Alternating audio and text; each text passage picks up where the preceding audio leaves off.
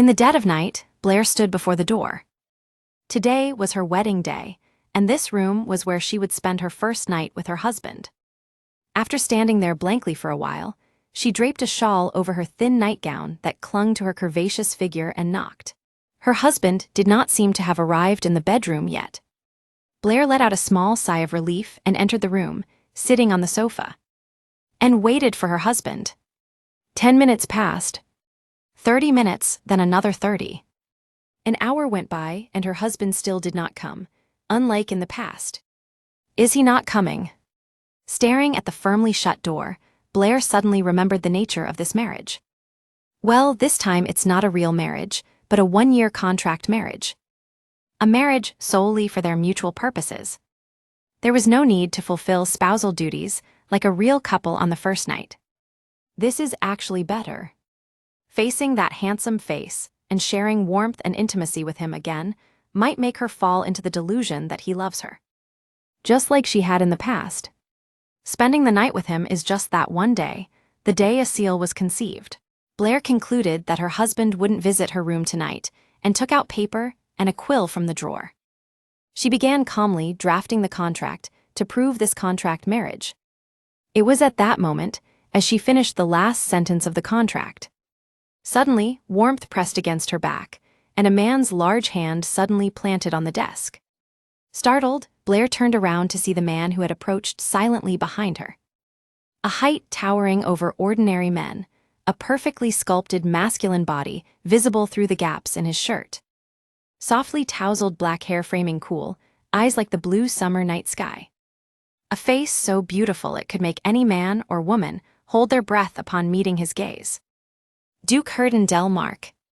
The man who had officially become her husband today. As if reading her mind from her startled eyes, he asked, "Why do you look so surprised? It's our first night, so it's only natural for husband and wife to spend it together. I didn't think you'd come. After waiting up without sleeping until now." His words struck right at the heart, and Blair tightly pressed her lips together. "I was just waiting in case. It wouldn't be polite if you came and I was asleep." At the word "you" that slipped from Blair's lips, Herden's eyes darkened further. "That sounds like you were prepared to spend the first night." Blair flinched at his hand, caressing her cheek. It was bewildering for Blair, who had thought he wouldn't even come to the bedroom. His gaze, whispering lowly, was fixed on her red lips. His hand cupping her cheek stroked them with his thumb. Her heart began pounding rapidly at the heat from his fingertips. At that moment, Herden, who had been staring at her lips, lifted his eyes, and their gazes met. Unrefined, intense desire swirled in his blue eyes. Before Blair could recoil from the raw desire, his approaching lips devoured hers. Blair suddenly remembered that he was a man too. Men can share their bodies even with women they don't love, they say. Not even pretending to love for some other purpose. Just a moment's desire. Thinking that way made her heart feel lighter. Blair gathered her confused feelings, closed her eyes in resignation. In the past, the unfamiliar, intimate act with him had terrified her, making her tremble. His large frame felt like a beast about to devour her, or a prison confining her. Yet she had fallen for him instantly, believing it was love because of his gaze only on her, the warmth of his tight embrace. But now I won't be fooled by that warmth. Spending the night with him was solely to meet her child. If she could just meet that child, she loved more than her own life again. She could spend night after night with the husband who might have killed her before her regression. About 2 years before the regression. Half a year after he left, one winter day, Herden came down to the capital. He was only there for business at the Imperial Palace and expressed he wouldn't visit the residence, heading straight back to the main estate. Hearing that, Blair, in her late pregnancy where even going out was difficult, went to see him unannounced. It was their first meeting in half a year. But his blue eyes looking at his wife after half a year were as cold as a frozen winter lake. Before his quiet coldness, the words "I missed you" that had lingered in her mouth couldn't be spoken. In front of him, she always became a sinner. Forgetting her resentments and sorrows, her heart still racing toward him felt pathetic. Blair composed her emotions and opened her mouth with a forced calm expression. The two boarded a carriage together. Blair had until they reached the Delmark Duke's residence from the Imperial Palace. In the silence filled only with the sound of the carriage, Blair fidgeted with her fingers aimlessly. She had so much to say, but facing him made her mind go blank. Then the baby in her womb began to kick, fiercely, as if announcing its presence to its father. Blair frowned and caressed her belly. "He seems healthy like you. His kicks are so strong, it's hard to sleep at night." "Is that so? Would you like to feel?" "No, it's fine." At his curt response, as if dealing with a stranger's child, Blair quietly shut her mouth. She hoped he would understand her pain even a little, but before his indifferent reaction, Blair couldn't say a word. The baby's busy movements stopped. Tears threatened to well up. That would be utterly pathetic. Blair swallowed the emotions rising to her throat and looked out the window. The carriage had arrived at the residence. Herden stared blankly at Blair's belly with an emotionless face, then bid her farewell as if to a stranger. "I wish you a safe delivery." It was truly time to part, but Blair hesitated. So much she wanted to say, but only things she couldn't. Lips trembling as she looked at him, Blair finally thought of one request she could make. "Please name our child." Unable to refuse even that, he pondered briefly and offered 2 names. "Deanna if it's a girl, Asil if it's a boy. How about that?" He added she could choose another if she preferred, but Blair agreed to choose those names. Because it was the first thing the father had given, thinking of his baby. Hearing those words, Herden's expression darkened. He turned and left Blair standing behind. Her husband was the continent's only magic swordsman blessed by a divine beast and a war hero renowned for his strength. And she, Blair Delmark, an imperial princess of the Ardell family, and now the Duchess. Herden had left for the main estate of the Delmark Duchy in the north, shortly after Blair became pregnant. On the surface, it was to subjugate the magic beasts that raged every summer, but Blair knew he was fleeing from his unwanted wife due to the marriage. Their marriage was nothing more than a political arrangement for the state. After all, the Delmark Duchy and the imperial family were bound by bad blood. Perhaps she wanted to act spoiled, out of character. Though she had been like that throughout the pregnancy, as her due date neared, her fear of childbirth grew. So she wanted to ask her husband to please stay by her side, even for a few days when the baby was born. She pitied the child who wouldn't be loved by its father. It felt like it was all her fault, tearing her apart inside. But even after Asil was born, Herden didn't come to the townhouse. Now, after another half-year, a full year, he was returning. "Madam, His Excellency will arrive soon." Her personal maid, Rena, entered the room with the news. Blair carried Asil down to the first floor of the residence. All the servants were out, waiting for their long-absent master. Soon, hoofbeats sounded from afar, and the carriage appeared. Blair's heart swelled with anticipation for their reunion, knowing it was foolish. She knew he resented her. She remembered the countless nights she spent crying alone, clutching her belly. But now, Asil stood between them. No matter how much he hated her, he was the child's father, and she the mother. Blair wanted to build a proper family with him now, for this lovely child if nothing else. She felt certain that seeing the child who took after him so perfectly, he would agree. The carriage soon pulled up before the residence. The door opened, and Herden stepped out. Forgetting all resentments, Blair approached excitedly to show him Asil. But Herden reached out not toward Blair and Asil, but into the carriage. The woman who took his hand and descended had dazzling silver hair and stunning beauty. She stood side by side with Herden. The Duke's servants began murmuring at the sight. A woman who rode in the same carriage as their lord. Whatever her identity, her importance to Herden was clear from how he treated her. Blair's steps halted abruptly. Her violet eyes shook as she stared at them. Blair stared blankly at the woman her husband had brought. The humid air of late summer, thick with heat, choked her, more than the summer a year ago when he left. The name of the woman Herden had brought was Miela, a face Blair had seen once or twice while going back and forth to the temple. Her occupation was priestess. It was a job befitting her angelic face. Miela, who had gone north on a mission by the goddess's will, had discovered the Delmark Night Order, which had suffered great damage from a magic beast attack at just the right time, and provided aid. From that incident, Herden had highly regarded her skills and hired her as an assistant for magic beast subjugation, keeping her by his side, and brought her with him when returning to the capital. On the surface, that was their only relationship, but the servants gossiped freely about the two. His Excellency and Lady Miela, don't you think there's something between them? He never shows his emotions, but doesn't Lady Miela seem to like him? She didn't return to the temple even after coming back to the capital and is staying here. Soon His Excellency will fall for Lady Miela too, with a woman that beautiful and capable saying she likes him. The maids' giggling voices while cleaning reached Blair's ears as well. But Blair pretended not to hear, blocking her ears. She feared that reacting would be like admitting the rumors were true. Thus, the suffocating summer passed, autumn went by, and a bleak winter returned. Herden, back from the main estate, never sought her out first, just as always after her pregnancy. He was always busy with outside duties, and even when Blair went to him, he rarely met her. At first, Blair tried to restore their relationship, but eventually gave up visiting him.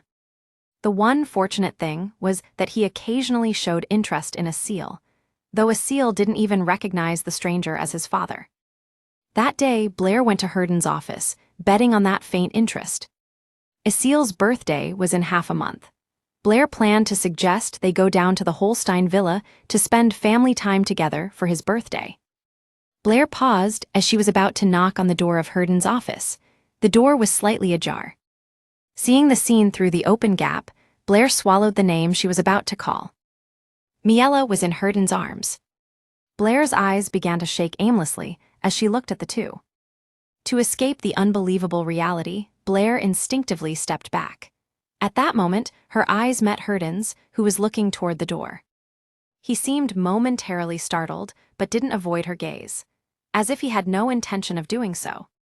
He pulled Miela, leaning in his arms, closer. His cool gaze remained fixed on Blair beyond the door, as if deliberately showing her. Blair stumbled backward and returned to her room. She couldn't remember how she had made it back. Her feet ached.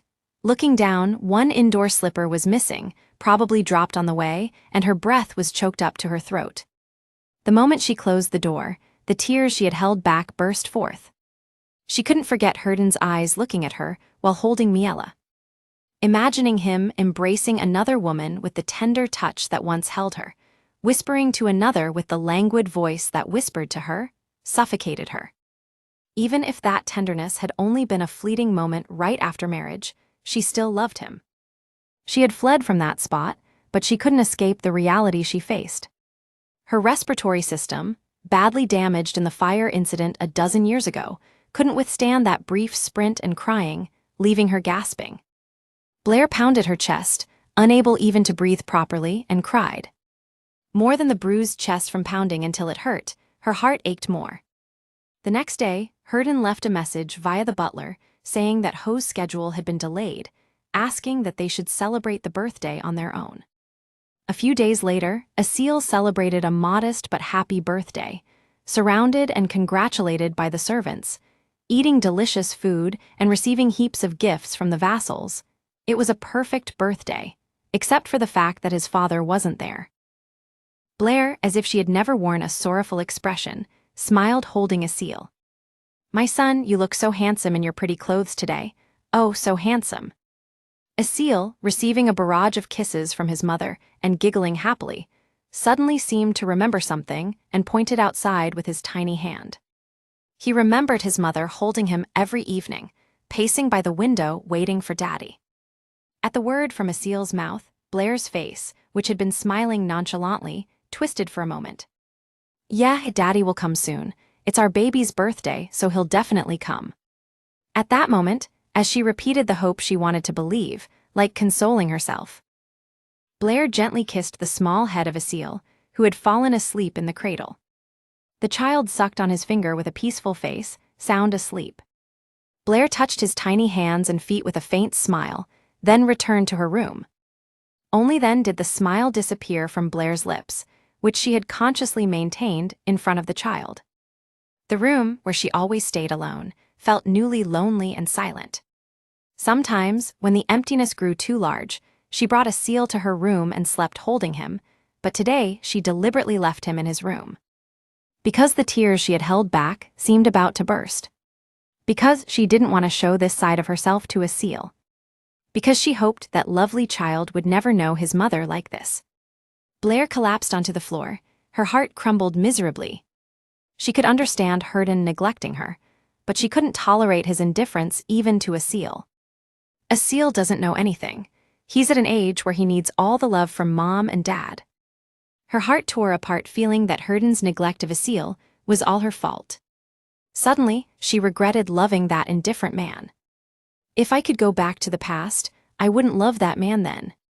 At that moment, as Blair swallowed her rising tears, the sound of the door opening echoed in the quiet room. Blair lifted her head, thinking it couldn't be. But what she faced looking toward the door was a man in a black mask. The intruder's face was hard to see, obscured by the mask and darkness. But his black eyes reflected in the moonlight on the sword, and the hideous knife scar on his nose bridge were clearly visible. Blair's heart sank upon facing the intruder. Seeing the man striding toward her, Blair almost screamed instinctively, but remembered a seal sleeping in the next room and clamped her mouth shut. If she screamed, the child would wake. If the child cried, this man might notice and go kill him. That absolutely couldn't happen. Blair turned her trembling body and ran to the bell cord by the bed. But at that moment, cold, chilling metal pierced her back. With excruciating pain, something hot gushed from her mouth. Bright red blood. But Blair gritted her teeth and staggered to the bed. And desperately shook the bell cord. Please, someone protect my baby. Blair collapsed onto the bed, unable to hold out any longer, but didn't let go of the bell cord she gripped. Even until the assailant, arriving a step late, pulled out the dagger from her. At the same time, footsteps of several people sounded from the corridor. The assailant, retrieving the dagger, vanished over the balcony. Blair blankly watched the assailant's retreating figure over the balcony. The unique pattern engraved on the dagger hilt the assailant sheathed glinted in the moonlight before disappearing. Only after his figure completely vanished did Blair release the bell cord she had gripped so tightly. Gradually, she felt the shadow of death drawing near. Blair pictured Asil's face lingering like an afterimage, then finally let her heavily enduring eyelids fall. As her fading consciousness suddenly returned, Blair's eyes snapped open. She didn't know what had happened, but right now, only one thought filled Blair's mind. Asil. Her baby must have woken up and immediately looked for Mommy. Blair scrambled out of bed and hurried to the door. At that moment, the door opened from outside. "Oh, you're awake, Your Highness. I was just about to wake you."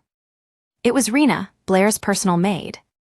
Rena, who had served Blair in the Princess Palace since childhood, had earned her trust and followed her to the Delmark Duke family even after marriage. To Blair, she was sometimes like a sister, sometimes like a friend, a trusted confidant. Rena tilted her head, then let out a small exclamation as if realizing something belatedly. "Oh, is that the name of the cat that's been prowling around the back garden lately?" Already on edge, Blair furrowed her brow. "Rena, I'm not in the mood for jokes right now. Asil, where's my son?" Her blurry vision gradually cleared, revealing an unfamiliar ceiling. No, that can't be, that pattern. Staring blankly at the ceiling pattern, Blair recalled that it was the ceiling of the Princess Palace where she had stayed before her marriage. Why am I in the Imperial Palace? Her last memory was of being attacked by an intruder at the Holstein Villa, far from the capital. If she hadn't died, she should be recovering there, but for some reason, she was in the Imperial Palace. Rena blinked in confusion. How could Your Highness, who isn't even married yet, have a son? Only then did Blair realize Rena was calling her, Your Highness. No way. Blinking in confusion, Blair asked Rena. Rena, how old am I? Rena found it odd that Blair had suddenly forgotten her own age, but it wasn't a difficult question, so she answered promptly. You turned 20 this year. You celebrated your coming of age 2 months ago. Hearing her age, Blair had no choice but to accept that an absurd assumption had become reality. She has returned 3 years to the past. Before Asil was born, before her marriage to Herden. With no time to collect herself, Blair attended the luncheon. It was the weekly family meal with her brother, Emperor Ivan, and her mother, Katrina. Though 7 years had passed since the late emperor, who had established this family tradition, passed, the tradition continued as if upholding his will. But Blair's mind was elsewhere entirely. She thought she had died, but she has returned to the past. Is she dreaming this after death, or is the future she believed in the dream? Chewing food whose taste she couldn't register, as Blair was lost in emptiness. "Your Highness." Rena, waiting behind her, called softly and touched her shoulder. Only then did Blair snap back to reality. "His Majesty is calling you, Blair." Katrina was looking at Blair with an irritated expression. To her, her son who became emperor was the pride and trophy she had devoted her life to obtaining. Ignoring that trophy was tantamount to denying her entire life. "You've been spacing out since earlier. Did something happen this morning?" "I'm sorry, I had a restless night. What were you saying?" "Nothing much. Just prepare properly for your marriage to the Duke of Delmark without any hitches." Ivan casually mentioned the marriage as if it were no big deal, something he had never discussed with Blair beforehand. Blair's eyes widened in shock. "It's already settled. I dangled the right bait, so he won't refuse." It was an engagement proceeded, without a word to the person involved, Blair. Judging Blair's surprised expression as reluctance toward the marriage, Ivan quickly added, "I trust you won't say something childish like you hate political marriages." Ivan and Katrina preempted any opposition from Blair to the engagement. Seeing their reactions, Blair finally recalled the past. Before her regression, in the same situation, Blair had refused marriage to Herden. It was her first act of rebellion against Ivan and Katrina, who she had always obeyed meekly. It wasn't because she disliked Herden. Blair found him uncomfortable and frightening, ever since the Empress's palace fire 10 years ago. "I'll do it." This time, Blair responded differently from her previous life, obeying Ivan's command as she always had before regression. "It's His Majesty's will, so I must follow." However, her eyes were different from before. Blair reviewed her memories and reached a conclusion. No, that wasn't a dream. She couldn't explain it in words, but it hadn't been a mere dream. Asil's voice calling her, the warmth of his embrace, his face, everything was so vivid. And so this moment felt all the more empty. She had miraculously returned to the past, but this reality without Asil was held to Blair. Her hope, her life, her everything had vanished into the prank of time in an instant. This life, she had a reason to absolutely marry Herden. After the luncheon, Rena returned to the princess palace and subtly gauged Blair's mood. Worried, Rena was about to speak while taking her outer garment, but Blair spoke first. She asked her to send someone to the Delmark Duke family, telling them that she wants to meet tomorrow, and if he's busy, to ask for a suitable date. At Blair's command, surprised, Rena's eyes widened. "You want to meet the Duke of Delmark? Well, Her Highness must have her reasons." Thinking that, Rena replied, assuring her that she will send someone right away. It made sense. Even at the Harvest Festival banquet a few months ago, Blair had avoided him. Though it was before she entered the palace, Rena knew the Delmark Duke family and the imperial family were on bad terms. Blair's father, the late emperor, had 2 women. His official wife, Empress Esmeralda, and consort Katrina. The Empress had no children for several years, so Katrina, the consort brought in for that reason, bore a son, Ivan. Though Katrina, a gypsy with no power upon entering the palace, gained allies seeking her favor after birthing the prince. Fierce power struggles ensued, creating political opposition centered on Esmeralda and Katrina. Yet the Empress cherished Blair, the daughter of her political enemy, like her own. At least on the surface, until that incident. A fire broke out in the Empress's palace, killing the Empress and severely injuring Blair, who was with her. The shock caused Blair to lose her memories of that time.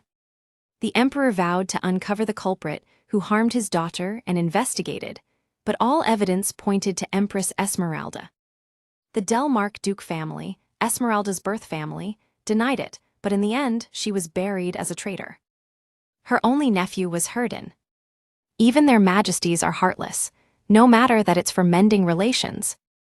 Blair, who hadn't wanted it, and was a direct victim of the incident, couldn't welcome a marriage to Delmark. A marriage to an enemy family arranged overnight, yet she looks pleased. After Rena left the room, Blair, alone, gazed out the window. Soon, she saw a servant boarding a carriage and departing the princess palace. Blair thought of the master of the duke's residence where the carriage was headed, and the lovely child who resembled him perfectly. Through the shaking carriage window, the scenery of the princess palace came into view. Herden's aide, Luspanrul, or Russ, as he was commonly called, gazed at the princess palace with displeasure and began muttering under his breath. His Majesty the Emperor is truly shameless. How could he even mention marriage? He was toasting when the Delmark family's fortunes were waning. Over a dozen years ago. After losing his parents and then his aunt, the Empress, young Herden, was left alone, and the Delmark ducal family teetered like a candle in the wind. But when Herden achieved brilliant feats in war and was hailed as a hero, Emperor Ivan proposed marriage to his sister. It was a proposal with the obvious intent to subtly absorb Herden's rising power. Thanks to that, Her Imperial Highness is truly the luckiest. Just sitting there, she's landed the Empire's finest groom as her husband.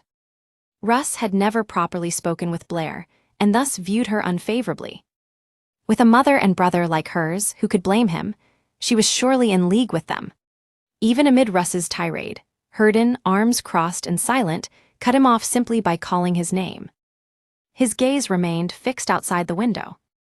At that moment, the carriage carrying the two passed through the main gate of the princess palace. Though his voice held no emotion, Russ knew the implication and fell silent. Blair didn't want to leave even the slightest chance that he wouldn't become her husband. She will definitely meet her baby again.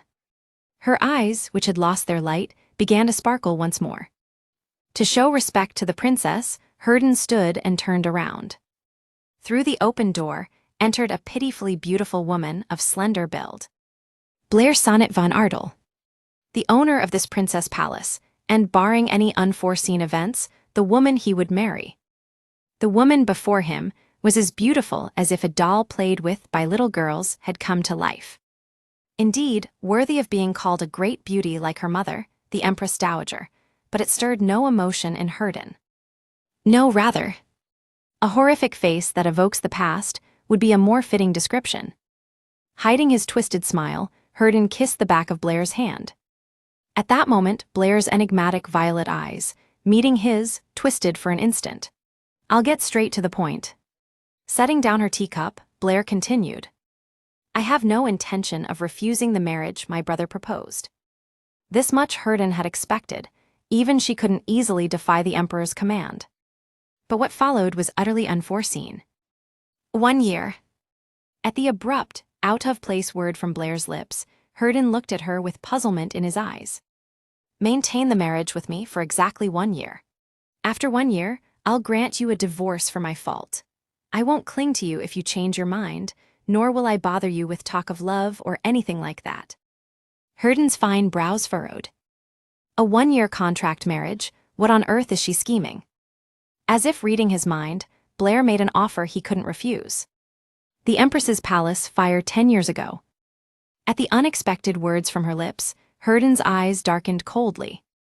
If you accept my proposal, Duke, I'll fully cooperate in uncovering the truth of that day. A cold scoff escaped Herden's lips.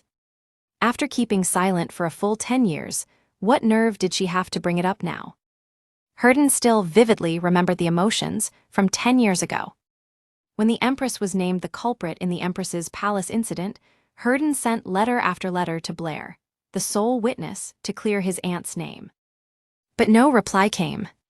He heard her response only on the day of the trial for the Empress's palace incident. Too young to enter the courtroom, Herden overheard Blair's voice through the slightly ajar door. I don't remember anything.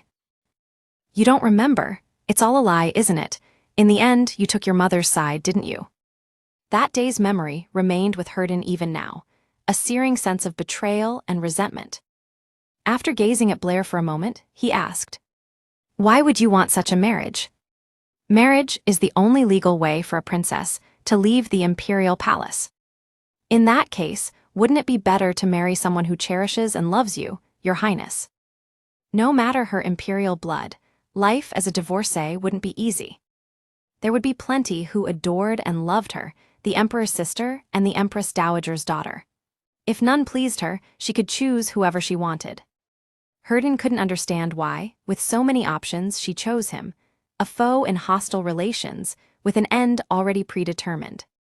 Blair stared fixedly at Herden, without answering readily. Her luminous violet eyes, capturing his image, blinked slowly, various emotions flickering through them. Seemingly sad at a glance, resentful toward him for asking such a question. "I don't believe in that.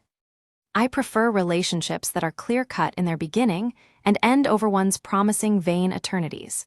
Relationships where you get exactly what you give." Blair spoke firmly, gazing steadily at the man opposite her. Once, like many young ladies, she had thrilled at that brilliant man's gaze. She had believed in love and eternity. But that was now in the past. "I think you can give me that." Herden didn't take his eyes off Blair's face as she said this. Over her pale features overlapped the image of the young Blair from the past. "When I grow up, I want to leave the palace. I'll leave the capital and travel the wide world." Recalling that face twisted his mood, but Herden readily replied, "I accept your proposal." He couldn't refuse the emperor's command anyway. Or more precisely, he had no intention of doing so. The emperor had permitted expanding the ducal family's forces in exchange for him becoming part of the imperial family. Even knowing it was the emperor's trap, troop expansion was an offer he absolutely couldn't refuse. And with it, the chance to uncover the truth of that day.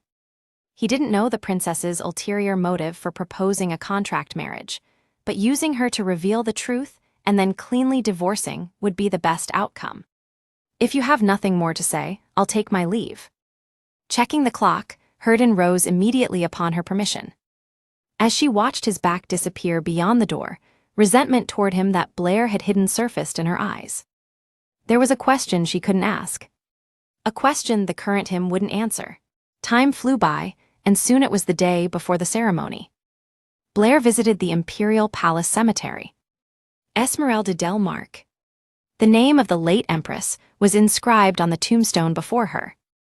Her father had stripped her of her empress title and imperial surname, but in mercy, allowed her burial in the palace grounds. Whether that was true mercy, her honor crushed into the dirt, unable even to return to her homeland, was debatable. Blair placed a single flower, carefully wrapped from the greenhouse, at the base of the tombstone. As a child, she hadn't tried to recover those memories. She was simply afraid. No matter which truth it was, she would lose a mother figure. But on the day years later, at a banquet, she encountered Herden again. Blair resolved to confront the truth she had avoided. She summoned a hypnotist to the princess palace and underwent hypnosis, but it only harmed her health with adverse effects. Then, after marrying Herden and falling in love with him, even knowing his love was false, Blair wanted to give him everything he desired, to cling to his love that way. But what returned was, "After pretending not to know for 10 years, now you feel guilty. Don't do anything more, just stay quiet as you always have." Before his cold gaze, Blair completely crumbled. If Esmeralda's guilt was false, Herden would despise her indifference even more. If true, he would never love her. Thus, Blair let go of all memories of that day, as her beloved husband wished. That was the memory she had given up reclaiming in her previous life. But avoiding it changes nothing. In this life, she will face the truth and move forward. No matter what the buried memory's truth was. As Blair organized her future plans in her mind, urgent footsteps sounded from behind her. "Your Highness, the Empress Dowager is waiting for you." Hearing the news from Rena, her cheek swollen, Blair returned straight to the princess palace. The moment she entered the reception room, Katrina's hand greeted her. Blair's body staggered from the sudden slap. Katrina raised her hand once more but couldn't bring it down, bursting with rage instead. "There's a limit to disrespecting your mother. How could you go to that woman on the eve of your wedding? That woman who tried to end you. Blair had touched Katrina's reverse scale. I'm your mother. I carried you for 10 months and gave birth to you in pain. Me, not that woman. Madness flickered in her eyes. Blair sneered inwardly at the sight. Her mother, who detested Blair's fondness for Esmeralda, in truth, saw her daughter merely as a chess piece for her son. From around the time Blair began developing a woman's figure, Katrina strictly managed her daughter's weight. If she exceeded the target weight even slightly, she would flog the maids of the Princess Palace until blood ran from their calves and starve them, claiming it was punishment for not serving their lady devotedly. Katrina whispered that it was all for Blair's sake. Think of that woman's miserable end, unloved. Jealous and envious of those loved until she self-destructed, what a pitiful, useless life. Her mother insisted that she must become a woman who is loved, just like her, and thereby become a solid pillar for this imperial family that she and her son have built. But the moment she held her newborn a seal, she realized, if it were true love, she couldn't prioritize her son over her daughter on the eve of her wedding. If it were true love, she couldn't find the sight of her beloved child messily eating unlovable. No matter what others said, to her eyes, this child was so lovely and precious. Though it hurt, she could no longer deny it. Katrina's love for her was not love. She could finally defy Katrina's words. Since when have you ever cherished me so much, mother? Stunned by her daughter's sudden change from always clinging desperately for her love, Katrina raised her hand again. At that moment, Blair spoke. Wouldn't it be a problem if the bride's face got scarred? At Blair's words, Katrina's hand, poised to strike, hesitated. Trembling with barely contained fury, Katrina finally lowered her hand. So you've finally driven a nail into your mother's heart, ungrateful child. Katrina stormed out of the reception room, brushing past Blair and Rena. Blair closed her eyes, listening to the fading sound of her heels. The sound was somewhat heartbreaking, yet also relieving. It was the end of her toxic one-sided love. The wedding took place at a temple on the outskirts of the capital. Looking out, tiny white snowflakes were fluttering down. Snow had fallen on her first wedding day as well. Blair gazed at those snowflakes she had once watched with excitement and fear, now with calm eyes. Ivan approached Blair and extended his hand. Blair stared at his hand for a moment before placing hers atop it. The surest way for a woman to establish herself in her husband's family is to bear a son. You know that, right? Blair showed no reaction. Ivan was dissatisfied with his silent sister, even after his brotherly advice born of concern. And as your brother, I'll advise you, you're too stiff like an old lady. Being a proper lady is fine, but in bed, you need to act a bit like a seductress to be loved. Mother was very worried. Blair, who had kept her mouth shut throughout, finally spoke at the word mother. Please tell her not to worry, that her daughter will live well anywhere, brother. Anywhere on this continent. Once this contract marriage ended, Blair planned to escape her imperial duties and live freely, traveling with her beloved son Asil. As Blair emerged holding Ivan's hand, the vast crowd waiting before them welcomed her. The nobles couldn't hold back their admiration at Blair's silhouette beneath the veil. Even with the veil, her face wasn't completely hidden. Herden let the nobles' praises flow in one ear and out the other as he watched Ivan and Blair approach. To him, it was a wedding that stirred no emotion. Ivan, now before him, handed Blair over to Herden. She's a precious child we raised with care. Please cherish her. As His Majesty commands. The two, hand in hand, stood side by side before Pope Gerard, who was officiating. The ceremony proceeded. Amid the crowd more excited than the couple themselves, at the Empire's most beautiful pair's wedding, only the two principals remained nonchalant. Herden lifted Blair's veil. At that moment their eyes met. In an instant, his eyes, serene like a winter lake, rippled faintly. The pure white dress and soft platinum hair accentuated every color upon her. The slightly flushed white face beneath the veil, the amethyst-like transparent violet eyes upon it, and her crimson lips. Snowflakes drifting hazily beyond the window formed the backdrop. Thinking the nobles' praise wasn't entirely empty, Herden willingly pressed his lips to the fairy S. Russ finished organizing the documents that had arrived for Herden that day and opened the door to leave the office. At the same time, he bumped into a large shadow. He screamed in shock.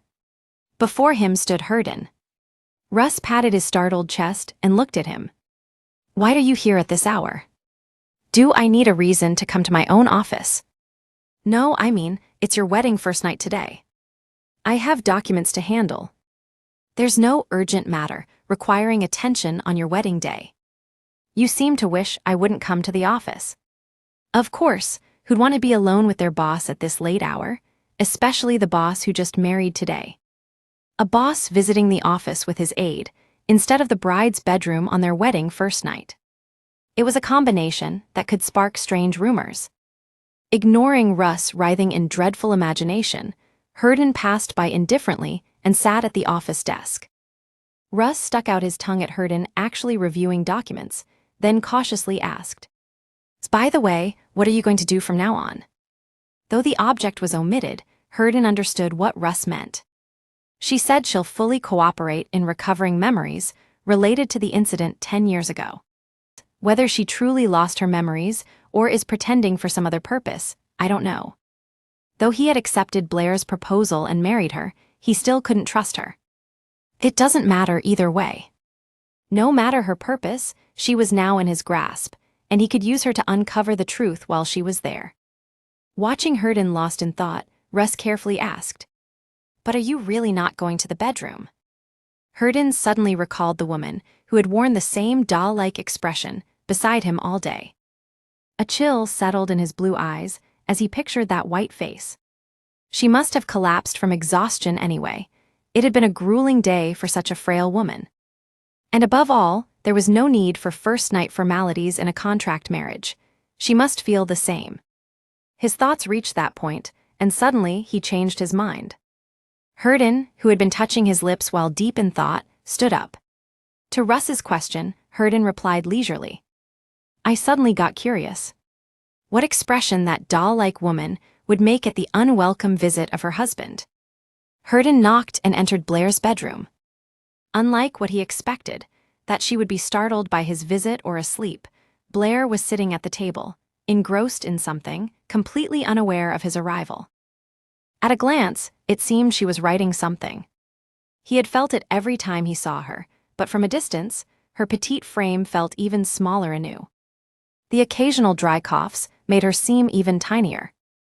Despite it being a cold winter, the fire in the fireplace was almost out.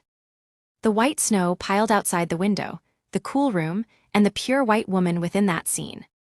Herden thought the nickname, Snow Fairy, suited her quite well as he approached Blair from behind. Even then, Blair, engrossed in writing the document, hadn't noticed his presence. Herden leaned his upper body over her small back, bracing his hand on the desk to peer at what she was writing. Only then did Blair sense someone and jolt in surprise, lifting her head. In doing so, her head thudded into his firm chest. At the same time, his cool blue eyes looking down met her violet eyes gazing up at him. "Why do you look so surprised? It's our first night, so it's only natural for husband and wife to spend it together. I didn't think you'd come. After waiting up without sleeping until now." His words struck right at the heart, and Blair tightly pressed her lips together. "I was just waiting in case. If you came and I was asleep, it wouldn't be polite." At the word "you" that slipped from Blair's lips, Herden's eyes darkened further. He spotted the paper Blair had been writing and asked what it was. Blair quickly added an explanation. "It's a contract. Since it's a contract anyway, I thought it would be good to put it in writing." Herden picked up the contract and sat beside her, beginning to read it aloud. Article 1. Contractor Blair Sonnet von Artel will fully cooperate in uncovering the truth of the Empress's palace fire incident. The contract period is 1 year, but regardless of the period, this marriage contract ends immediately upon the truth of the incident being revealed. Responsibility for the truth follows imperial law. His languid baritone voice echoed in the quiet room. Article 2. During this contract period, the two parties must respect each other as husband and wife. The respect mentioned here means fulfilling spousal duties with consideration for the other's face. such as dining together once a week or attending important banquets or events together. Hearing the contract articles, Blair belatedly wanted to revise it. She realized she had unconsciously written into the articles her resentment from her previous life, when he had ignored and neglected her. At that moment, Hurden, who had been reading the contract, asked, "What if one doesn't fulfill the contract's contents?" At his question, Blair was at a loss for words. She had considered adjusting the contents, but never violating the contract. As he said, there needs to be a penalty for violating the contract to motivate keeping it. Blair pondered for a moment, then opened her mouth with a resolute expression. "If one doesn't keep the contract's contents, I won't grant a divorce." Since it was a marriage half forced by imperial command, continuing it would be terrifying for him. Moreover, he resented her. But despite what Blair considered a fearsome threat, he showed no sign of fear. Rather, if it felt like he was slightly sneering, was it her imagination? As Blair thought that, Hurden began reading the next article of the contract again. For the above reasons, if the other party desires cohabitation, one must comply up to a maximum of twice a month to fulfill spousal duties. Hurden's gaze shifted from the contract to Blair. He set it down and spoke. "The cohabitation you mentioned, madam, surely doesn't mean just holding hands and sleeping like adults, right?" At this point, he grew curious about the real purpose a woman had in maintaining this contract marriage, even offering her body. So he deliberately provoked her. And as intended, Blair took the bait and bristled. "Don't speak like that, Blair, trying to retort, hesitated and trailed off. This article was the most important to her, created to use at the time she needed to conceive a seal. But she couldn't tell him the truth. And above all, he must not know of a seal's existence. Blair's plan was to wrap up everything related to him before conceiving a seal, divorce before he noticed the pregnancy, and leave the empire. In the end, Blair came up with a plausible lie. "I just want to have a good relationship with you, at least during this time." Hurden sneered at Blair, who ultimately hid her true feelings. A good relationship? How could we ever have a good relationship? With one word from your mother, one statement from you, my dead aunt was buried dishonorably underground without a chance to refute. I had to accept it without even knowing the truth. Hurden stood and approached Blair. At the distance that closed in an instant, Blair held her breath. He was right before her nose, close enough that exhaling would mingle their breaths. Blair flinched at his hand, caressing her cheek, and the low voice whispering in her ear. But what surprised her more was his words. She hadn't expected him to invoke this article first. His lowly whispering gaze was fixed on her red lips. His hand cupping her cheek stroked them with his thumb. At the heat from his fingertips, her heart began pounding rapidly. At that moment, Hurden, staring at her lips, lifted his eyes and their gazes met. Unrefined, intense desire swirled in his blue eyes. Before Blair could recoil from the raw desire, his approaching lips devoured hers. His lips were still hot and sweet, cruelly so. Feeling the sunlight flickering at her eyelids, Blair lifted her heavy lids. As her blurry vision cleared, the sight of a room both unfamiliar and familiar came into view. It was the bedroom of the Delmark Duchess, where she had stayed before returning to the past. Seeing that scenery, she almost mistook it for a dream of returning to the past. For a moment the past overlapped, she could feel Hurden's hand gently stroking her face. But realizing he was gone made it real. Moreover, the throbbing ache throughout her body proved that last night's first night with him had not been a dream. Even if memories remain, since my body returned to the past, it's only natural. Just like that first night with him back then, no, even more so, her body felt heavier and more pained. Tortured by the merciless waves of dizzying pleasure, even when she had briefly dozed off from exhaustion, Hurden hadn't let her go. He had acted as if entrusting something to her. Blair's last memory, after repeatedly drifting into fainting-like sleep and waking, was at dawn when twilight was breaking, his broad back walking away as she slept from exhaustion. Only then, seeing that back, did Blair realize. So this is your true heart? The Hurden of her previous life who had stayed by her side until morning, how desperately he had been trying to extract the truth from her, and how naively she had believed in it. Only after miraculously returning to the past did she finally face his true feelings, which were colder and more bitter than expected. But it was also relieving. She wouldn't have to feel guilty about using him for her own purposes. Calmly gathering her emotions, Blair forcibly raised her heavy body and pulled the bell cord. Really, Your Excellency is too much. How could he leave his bride, who spent the first night with him, to sleep alone? Rena, brushing Blair's hair after her bath, fumed. Her voice was indignant, as if she had been the one wronged. The person in question, however, smiled nonchalantly while listening to the gossip. It's more comfortable to sleep separately anyway. Nobles used separate rooms except on their wedding night anyway. This wasn't much different. But Rena's anger didn't subside. Even so, yesterday wasn't just any day, it was the first night. Rena, the brush hurts because you're putting too much force into it. Oh sorry, I got too excited. Rena adjusted her strength on the brush she had been gripping as if to snap it, but her anger hadn't cooled. Anyway, to treat a beautiful wife who came to this unfamiliar mansion full of strangers, trusting only her husband, it's grounds for revoking husband privileges, this is. How does an unmarried girl like you know so much about this? It's all knowledge from books, the repository of wisdom and nourishment for the heart. Blair recalled the book with red stickers that Rena had stayed up all night blushing over and laughed. Well, His Excellency's looks are honestly like the male lead himself, but his character, I'll have to observe a bit more. Listening to Rena's chatter lifted Blair's somewhat sunken mood considerably. As she gazed at her gradually tidied reflection in the mirror, something sparkling between her neck and collarbone caught her eye. A magic circle. Blair quickly opened her collar to check, but all she saw were the red marks he had left last night. Seeing them brought back memories of the night before, heating her face. Blair hurriedly covered her collar. She must have seen wrong. Rena tilted her head curiously. Madam, is the dress uncomfortable? Oh no, it's nothing. Shaking her head in embarrassment, Blair suddenly noticed the thin bandage wrapped around Rena's finger. It hadn't been there last night during her bath. Blair asked, Did you hurt your hand? A flicker of panic crossed Rena's face. I'll call the doctor, let's get it treated.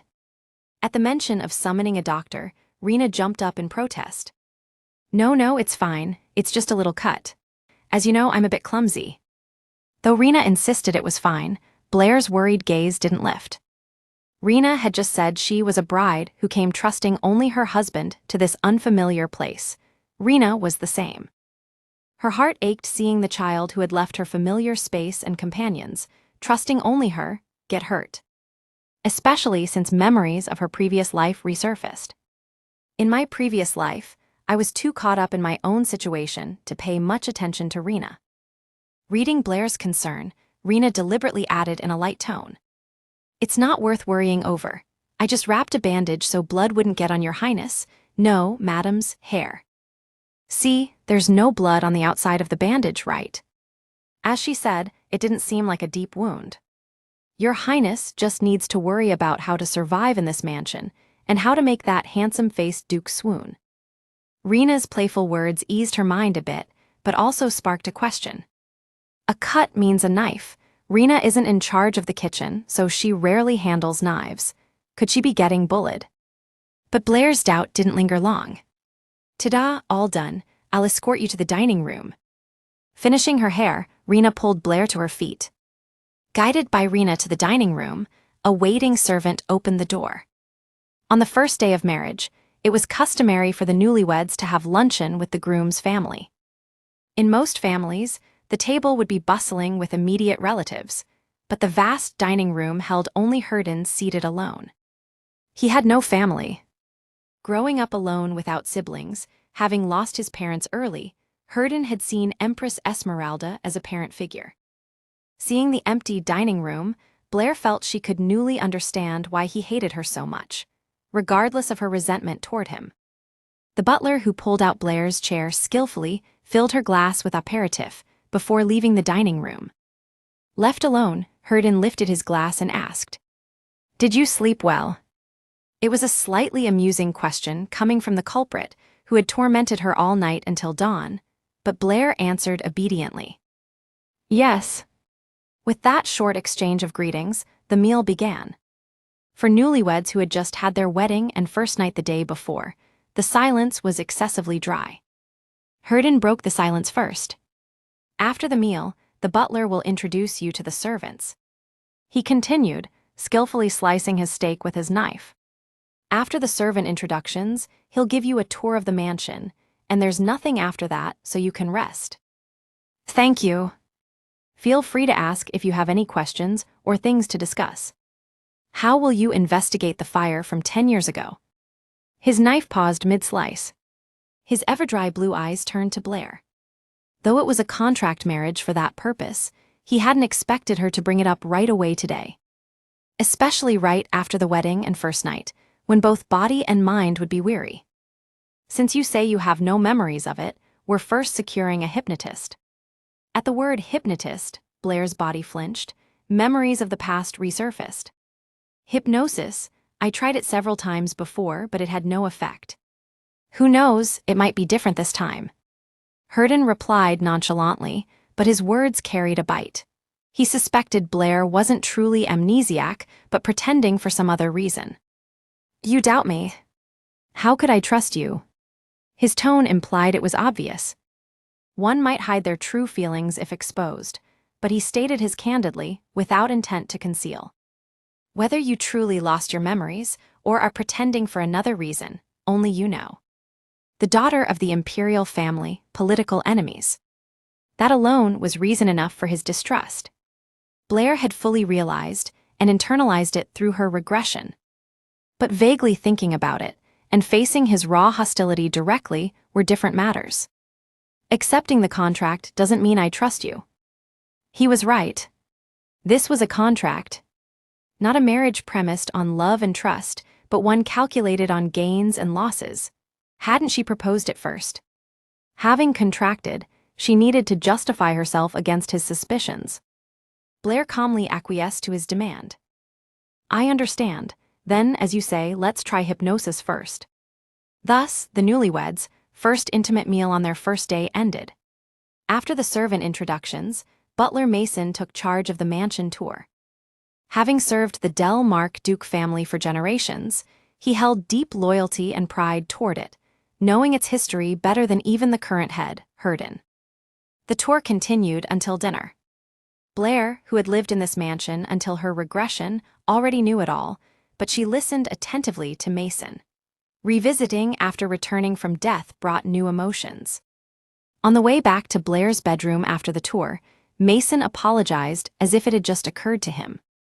You must be tired after the ceremony yesterday, yet I got carried away and overdid it. As the lady of the house, these are things I should know. Thanks to you, I grasped the mansion's ins and outs quickly. Like most in the Duke's household, Mason wasn't friendly toward Blair, but he had never shown personal feelings before her. Even as an unwelcome lady, Blair didn't want to burden his sense of duty in treating her as mistress. The tour had actually been enjoyable. They soon arrived at Blair's bedroom door. If you have any further questions, please ask any time. I'd like the servant roster and household inventory ledger. Mason was surprised by Blair's request. Matters like servant salaries and inventory levels were indeed the ladies' duties. However, noble ladies rarely handled them personally. Managing numbers was headache-inducing, usually delegated to subordinates. Yet she wanted to do it herself. You mean to handle it personally? I'm part of Delmark now, I should do my share. Mason immediately acquiesced to Blair's words. I will have the documents ready for you to review by tomorrow. You must see many shortcomings in me, please teach me a lot from now on. Mason was inwardly surprised by Blair's attitude. He had thought the princess, raised in the lap of luxury, would avoid complex and difficult matters altogether. Moreover, unlike what one might expect from someone so delicately reared, she did not hesitate to acknowledge her own deficiencies and willingly sought to learn. Some might think showing such a side diminished her dignity, but in his eyes, it made her appear even more noble. I should be the one asking for your kind guidance, madam. The Mason that Blair knew was not one to readily show emotions. Yet for a fleeting moment, his eyes seemed to soften. The pre-regression Blair had left internal affairs to Mason, like most noble ladies. It was partly because the duties were daunting, but mainly because the household disliked her involvement. But now she didn't care what others thought. Even as a one-year duchess, she wanted to fulfill her role. Not for others' approval, but so she wouldn't feel pathetic toward herself anymore. After Mason bowed and withdrew, Blair finished her bath and returned to her bedroom. It was still too early to sleep. Blair decided to organize her future plans. She had proposed a one-year contract marriage to Herden, but in truth, the time she conceived Aseel was around early summer. Herden must not notice Aseel's existence, so everything had to be wrapped up by at least the early stages of pregnancy. Half a year ahead, she needed to resolve 3 things before then. First was recovering the memories of the fire incident. Herden would take the lead on that, so she had no separate plans to make. Second was preparing for divorce. To divorce in the Empire required the Emperor's approval. But Ivan, who had pushed this marriage aiming for Herden from the start, would he truly consent to their divorce? He would absolutely never approve it on the basis of Herden's fault. It must be undeniably my fault, and through public opinion, he must have no choice but to approve the divorce. The clever scheme she devised for that was a scandal. Creating a scandal with another man. But if such a scandal broke, that man would be punished. So Blair decided to escalate the scandal's scale. If there was only one man involved, the arrows would point to him, but if there were several, then people would naturally direct their arrows not at the men who committed adultery with the princess, but at the wanton princess who played around with multiple men despite having a husband. That was the development Blair desired. And if things went awry and Aseel's existence was revealed, she could even pass him off as one of theirs. For that, I need to bribe several men first. After a divorce due to an unsavory scandal, she wouldn't be able to live in the Empire, at least not in the capital. In the worst case, she might even be confined by Ivan or Katrina. But as long as she was legally the Duchess of Delmark, not even the imperial family could touch her, so she had to leave the capital the moment the divorce was finalized. Thus, she needed a new identity and residence prepared for that time, one that no one knew. The place that could provide all of that was the guild. I should visit the guild soon. And finally, the third, finding the mastermind behind her murder before her regression. The probability that the intruder had killed her out of personal grudge was low. There must surely be someone behind it. She had to uncover the mastermind and learn the reason for her death. In this life, she absolutely did not want to leave Aseel alone. First, let's start from the closest place. Blair planned to visit the Night Order's training grounds tomorrow morning and lay down in bed. At that moment, memories of the previous night and the contract suddenly came to mind. Blair rose from the bed and took out the contract she had placed in the drawer. The signature line was still blank.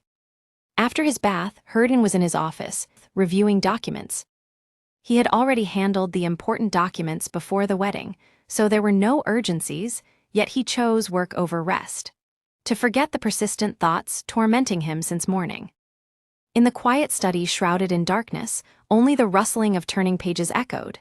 Then, the sudden knock shattered the silence. Mason, probably. He had sent Russ home early, as the aide had been complaining of excessive work during the wedding preparations, so he wouldn't wander back to the office on his own. But the one who entered the office was neither Russ nor Mason, it was Blair. Herden's eyes paused upon seeing the unexpected visitor. Blair held a rolled-up paper in her hand. I suddenly remembered that we didn't finish the contract yesterday amid all the chaos. Herden looked at the paper Blair placed before him with somewhat bewildered eyes. What could this scrap of paper possibly mean? She acted as if this paper guaranteed everything. Naive and obsessive woman. With the intent to sign quickly and send this naive wife back to her room, Herden picked up the quill. At that moment, Blair grabbed his hand to stop him. Wait a moment, Herden.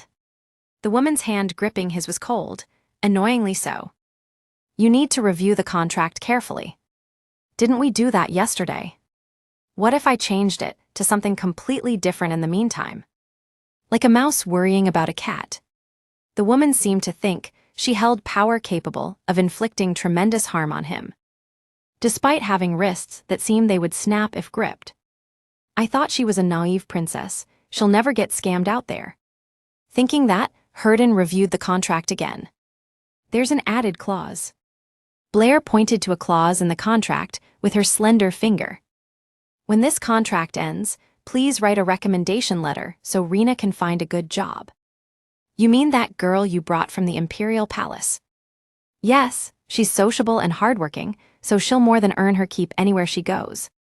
Herden's eyes narrowed as he looked at Blair. She's even planning to abandon her sole confidant and leave. Planning to elope with a hidden lover. Scandals arising from highborn women and lowborn men were not common, but neither were they exceedingly rare. Blair could be the protagonist of such a scandal. Though last night seemed to have been her first time spending the night with a man, so perhaps not. Either way, it has nothing to do with me. As long as he achieved the purpose of this contract marriage, he didn't care. Herden signed both copies of the contract and returned one to Blair. It's quite late. If you're done, please return and rest. It was a polite dismissal. But Blair seemed to have one more matter. As you surely know, there's a luncheon at the Imperial Palace tomorrow. On the first day of marriage, dine with the groom's family, on the second with the bride's. It was custom, and Herden knew it. I remember. You don't have to attend other banquets or appointments, but for ones involving my brother or the Imperial family, I hope you'll join me as much as possible. It was a request based on memories from her previous life. In her past life, after he began distancing himself from her, he had rarely attended banquets or Imperial family meals. That way, with no faults whatsoever as a husband on your part, my brother will have no choice but to approve the divorce when this contract ends. Herden Delmark was a war hero, but ultimately a subject of the Emperor. Without the Emperor's permission, he could not dare remove the Emperor's only sister from the position of Duchess. Thus, the end of this marriage had to be tied off completely as Blair's fault. For that, it was best if Herden showed no flaws. To his impressions of Blair, pretty, small, naive, obsessive, he added one more. Determined woman. That's a valid point. I'll keep that in mind as well. With the business concluded, Blair withdrew as if she had been waiting, remembering his dismissal moments ago. Then, good night, Herden. Blair carefully rolled up her copy of the contract and quietly left the office. Herden let out a scoff as he looked at the contract left by his fake wife. He had come to the office to shake off the thoughts tormenting his mind all day, only for the source of those thoughts to walk in on her own. That source was Blair. All day, his mind had been occupied by his fake wife. Her snow-white, soft skin, her tearful face and voice, her voluptuous breasts unfit for her slender frame, and even the dizzying pleasure her body had plunged him into, an endless sweet mire. Unlike him, she seemed to have completely forgotten last night's events, boldly coming to see him at this hour, wearing a nightgown that revealed her figure fully. Oblivious to the indecent thoughts she stirred in his mind. Yet at the same time, a filthy desire urged him to make that innocent face cry and soil it once more. He had thought devouring her to his heart's content through the night would quench his thirst for the woman, but he had been wrong. What he had swallowed was not water but seawater. The more he drank, the greater the craving. It had been the same last night. At first, it was curiosity, wondering what expression that doll-like woman would make in bed. But the moment he embraced her, the curiosity vanished, leaving only desire for pleasure. Thus, he had ravaged her through the night, only regaining his senses at dawn. Shocked at himself for still harboring lust upon seeing her fainted in sleep, he had fled the room. A woman he should despise, the daughter of an enemy he should loathe, he must never forget that fact. Yet even in this moment of reaffirming that fact, the heat of his body, recklessly recalling last night, refused to cool. Am I going mad? Herden exhaled a pained breath and rose, then headed back to the bathroom. The next morning, the Knights of Delmark stood pale-faced in the training grounds from early dawn. Their comrade, unable to land a single proper counterattack, dropped his sword and fell flat. Standing before him was Herden. Herden gave him a cold look and jerked his head toward one side of the training grounds. There, knights were lined up in penalty stance, heads bowed to the ground. All of them were those who hadn't managed a single proper counter against Herden. At Herden's command, the next knight stepped forward with a face full of dread. The eyes of the other knights watching their comrade were like those seeing a fellow soldier charging into the jaws of death. They also cast pitiful glances as if watching a condemned prisoner on execution day. With resigned faces, they watched their unfortunate comrade and Herden before him. War hero. The Empire's one and only magic swordsman, blessed by a divine beast. Is there truly a knight in this empire, no, on this entire continent, who could defeat him? Especially the knights who had fought alongside Herden for long years on the battlefield knew his prowess well. Managing even one proper counterattack to avoid penalty duty was fortunate.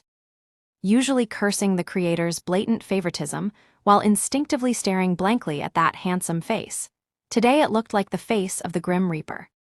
One knight waiting his turn, praying for the soul of his comrade desperately blocking Herden's one-sided attacks, signaled his fellows nearby with his eyes.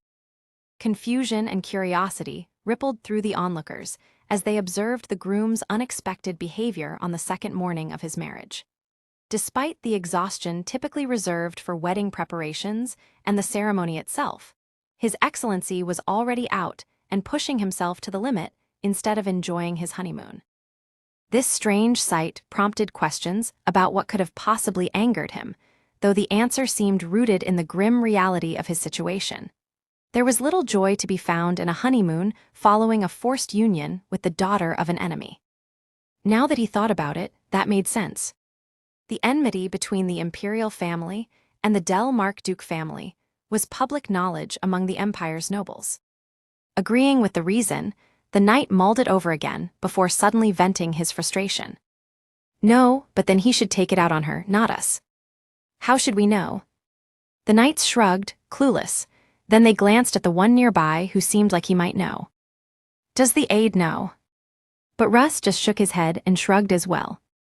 Thus, while they were getting thoroughly thrashed from early morning without knowing why, the knights standing near the training grounds entrance began to murmur.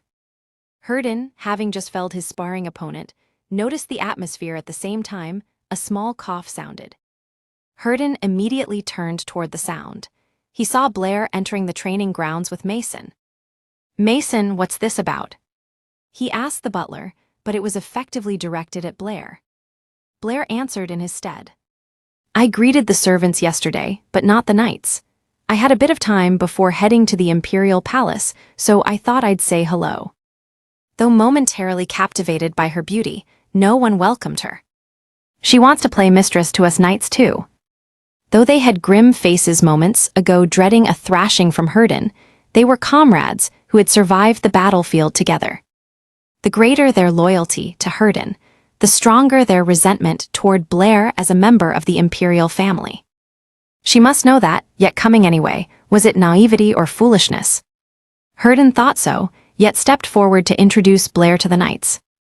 "You've probably seen her face in passing, but no formal greetings yet. Greet her, this is your future Duchess whom you'll serve." With their lord stepping up, even the knights who disliked Blair observed formal courtesy on the surface. The loyal swords of Delmark formally greet the madam.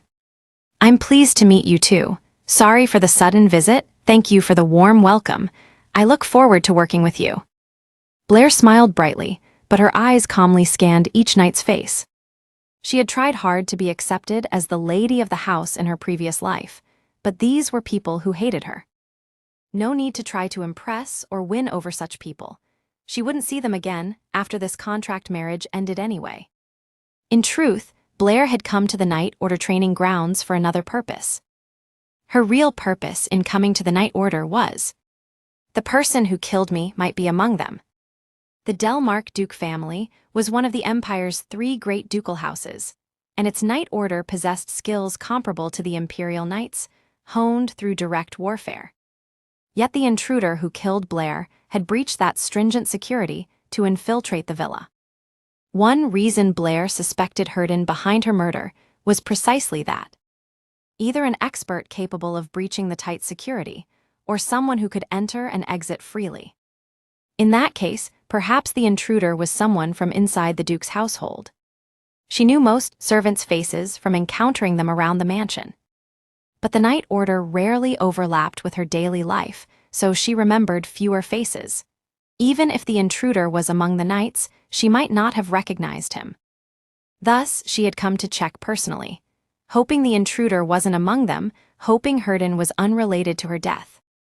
Of course, just imagining facing her killer again, or that the husband she might have loved was involved, made her breath catch, her blood run cold, her hands tremble. She wanted to flee. No, running away changes nothing. Blair clasped her trembling hands as if to hold herself back. She dredged up the horrific memory to recall the intruder's face. He had a hideous knife scar across the bridge of his nose. With so many knights, she couldn't examine each one closely, but finding someone with a large knife scar on his face shouldn't be hard. Blair quickly scanned the knights' faces. Fortunately, the intruder didn't seem to be among them. The possibility of Hurden's involvement in her death lessened a bit. A sigh of relief escaped Blair, who had been anxiously biting her lip. At that moment, Russ approached Hurden. "Your Excellency, it's about time to prepare for the luncheon." Mason had returned first to prepare, and Hurden, Blair, and Russ finished with the knights and left the training grounds. Blair, walking beside Hurden, noticed the beads of sweat on his forehead and offered her handkerchief. But Hurden refused the gesture. "I'm fine." His tone was polite, but his attitude utterly indifferent. Russ, watching the two from behind, broke out in a cold sweat for no reason, though Blair calmly pocketed the handkerchief as if unperturbed by the rejection. Who would think they're newlyweds seeing that? He didn't particularly wish for Blair to be loved and live well by his lord, but seeing her rejected right in front of him didn't sit well. Silence flowed again among the three heading toward the main residence. Was the mansion always this far? At that moment, when someone desperately hoped this chilly silence would break. Suddenly, a small shadow burst from nearby bushes and crashed into Blair at high speed. It was a child of about 3 years old. He seemed to have come from the annex where the servants lived. Russ was shocked upon seeing the child. He was lucky to have a lord lenient with subordinates, but most nobles flew into rages at the slightest offense. How much more so an imperial, especially the daughter of the infamous Katrina. Russ hurriedly picked up the child sprawled before Blair and bowed his head in apology on his behalf. "My apologies, madam. He's from the annex, must have slipped out while his mother was working. I'll take him back and warn his mother." "I'm fine." Blair knelt to meet the child's eye level. She personally brushed the dirt from his bottom and asked, "Are you okay, little one? What's your name?" "Jeremy." "Right, Jeremy. Jeremy fell but didn't cry. You're such a brave boy." The child grinned bashfully at Blair's praise, a pure smile without prejudice or intent. Unlike the people of the Duke's household, who feared or disliked her. Blair also smiled brightly at the child smiling up at her. It was the first genuine smile from her heart since returning to the past. Russ, watching from the child's side, stood first with an awkward face, ashamed of his assumption that she would shoo the child away. Beside Russ, Hurden too quietly watched the two. "I thought she was a doll, since she rarely shows emotion." She knew how to smile like that too. The woman smiling radiantly in the sunlight sparkled dazzlingly, perhaps because of the snow piled around the backyard or her white face. At the same time, Russ's wristwatch caught the light and gleamed, but Hurden ignored it, taking in Blair's appearance a bit longer. Noon, when the sun hung at the center of the sky. A welcoming gathering for the new imperial family members was held in the greenhouse, located in the rear garden of the Empress Dowager's palace. Katrina smiled contentedly at Blair, and Hurden sitting side by side across from her. They were her new trophies, following everything she had desired coming true since becoming Empress. When others called them a perfect pair, I just brushed it off, but seeing them like this, they truly make a picture-perfect couple. "Don't you think so, Your Majesty?" "Indeed, it fills my heart with pride. Now, if they just produce an heir, it will be perfect. The Delmark Duke family is one that cherishes children dearly, so it would be best if they had at least 3. Blair, you'll have to work hard." Herden let the harmonious conversation between the Emperor and his mother flow past his ears indifferently as he glanced at the woman seated beside him. Blair wore her usual composed expression. It was far from the joyful face one might expect upon reuniting with family. While Ivan and Katrina offered welcoming words to Herden, now part of the family, the food was served. Ivan raised his glass filled with aperitif. "To think that you and I have become family like this. It's like gaining 1,000 troops and 10,000 horses. With the imperial family and the Delmark Duke family joining forces, what in the world under heaven is there to fear? Now that we're family, it would be good to meet often and talk. After all, we have much to discuss going forward. For the eternal glory and prosperity of this empire." Ivan lightly clinked his glass against Herden's. The clear chime of crystal glasses rang out crisply. The sound did not please Herden's ears, but he silently offered his glass. As the meal neared its end, Ivan turned to Herden as if something had just come to mind. "Ah, right, I was meaning to ask your opinion on something. Perfect timing." Ivan took a sip of wine to wet his lips before continuing. "Lately, exchanges with the Eastern continent have been quite active among the nations. That's because trade has boomed with the new sea route to the Eastern continent.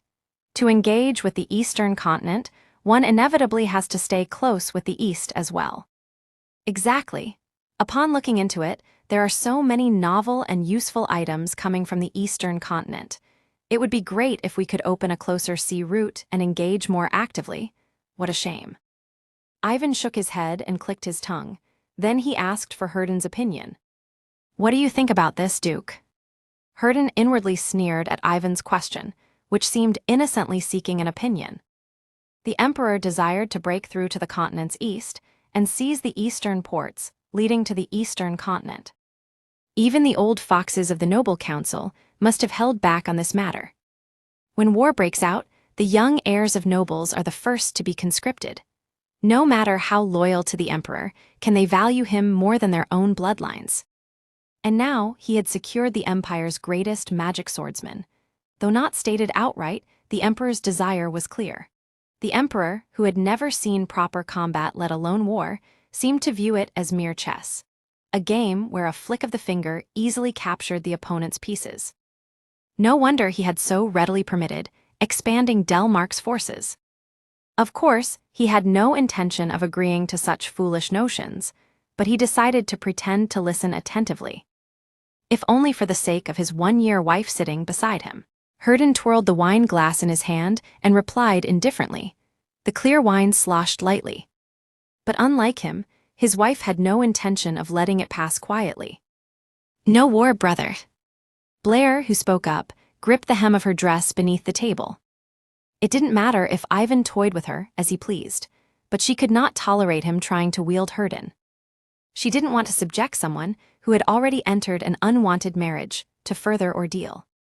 In her previous life, she had remained silent in the same situation. Back then, defying Ivan had been unimaginable. And that had left a debt of the heart toward Herden. She no longer wished to incur such a debt toward him. She didn't want to shrink before him as she had before her regression. Not for his sake, but for her own. War leaves scars that are hard to heal for both the defeated and victorious nations, though to varying degrees. The ministers and the people are not your chess pieces, brother. Don't push them into war for your own ambitions. Herden quietly watched Blair as she spoke. Though her voice was soft, the sight of her clearly conveying her opinion word by word held a strength unlike any before. Even as her small hand, clutching the dress, trembled beneath the table. Ivan, who seemed taken aback by his usually obedient sister's frank words, let out a scoff as if incredulous. Katrina, gauging Ivan's expression, scolded Blair. "Blair, His Majesty is speaking with the Duke. What is this ill-mannered behavior in front of a guest?" Blair, who had never once rebelled before, was openly defying Ivan, and in Herden's presence no less. It was unacceptable to Katrina. And what do you know about state affairs to prattle on like that? It's fine, mother.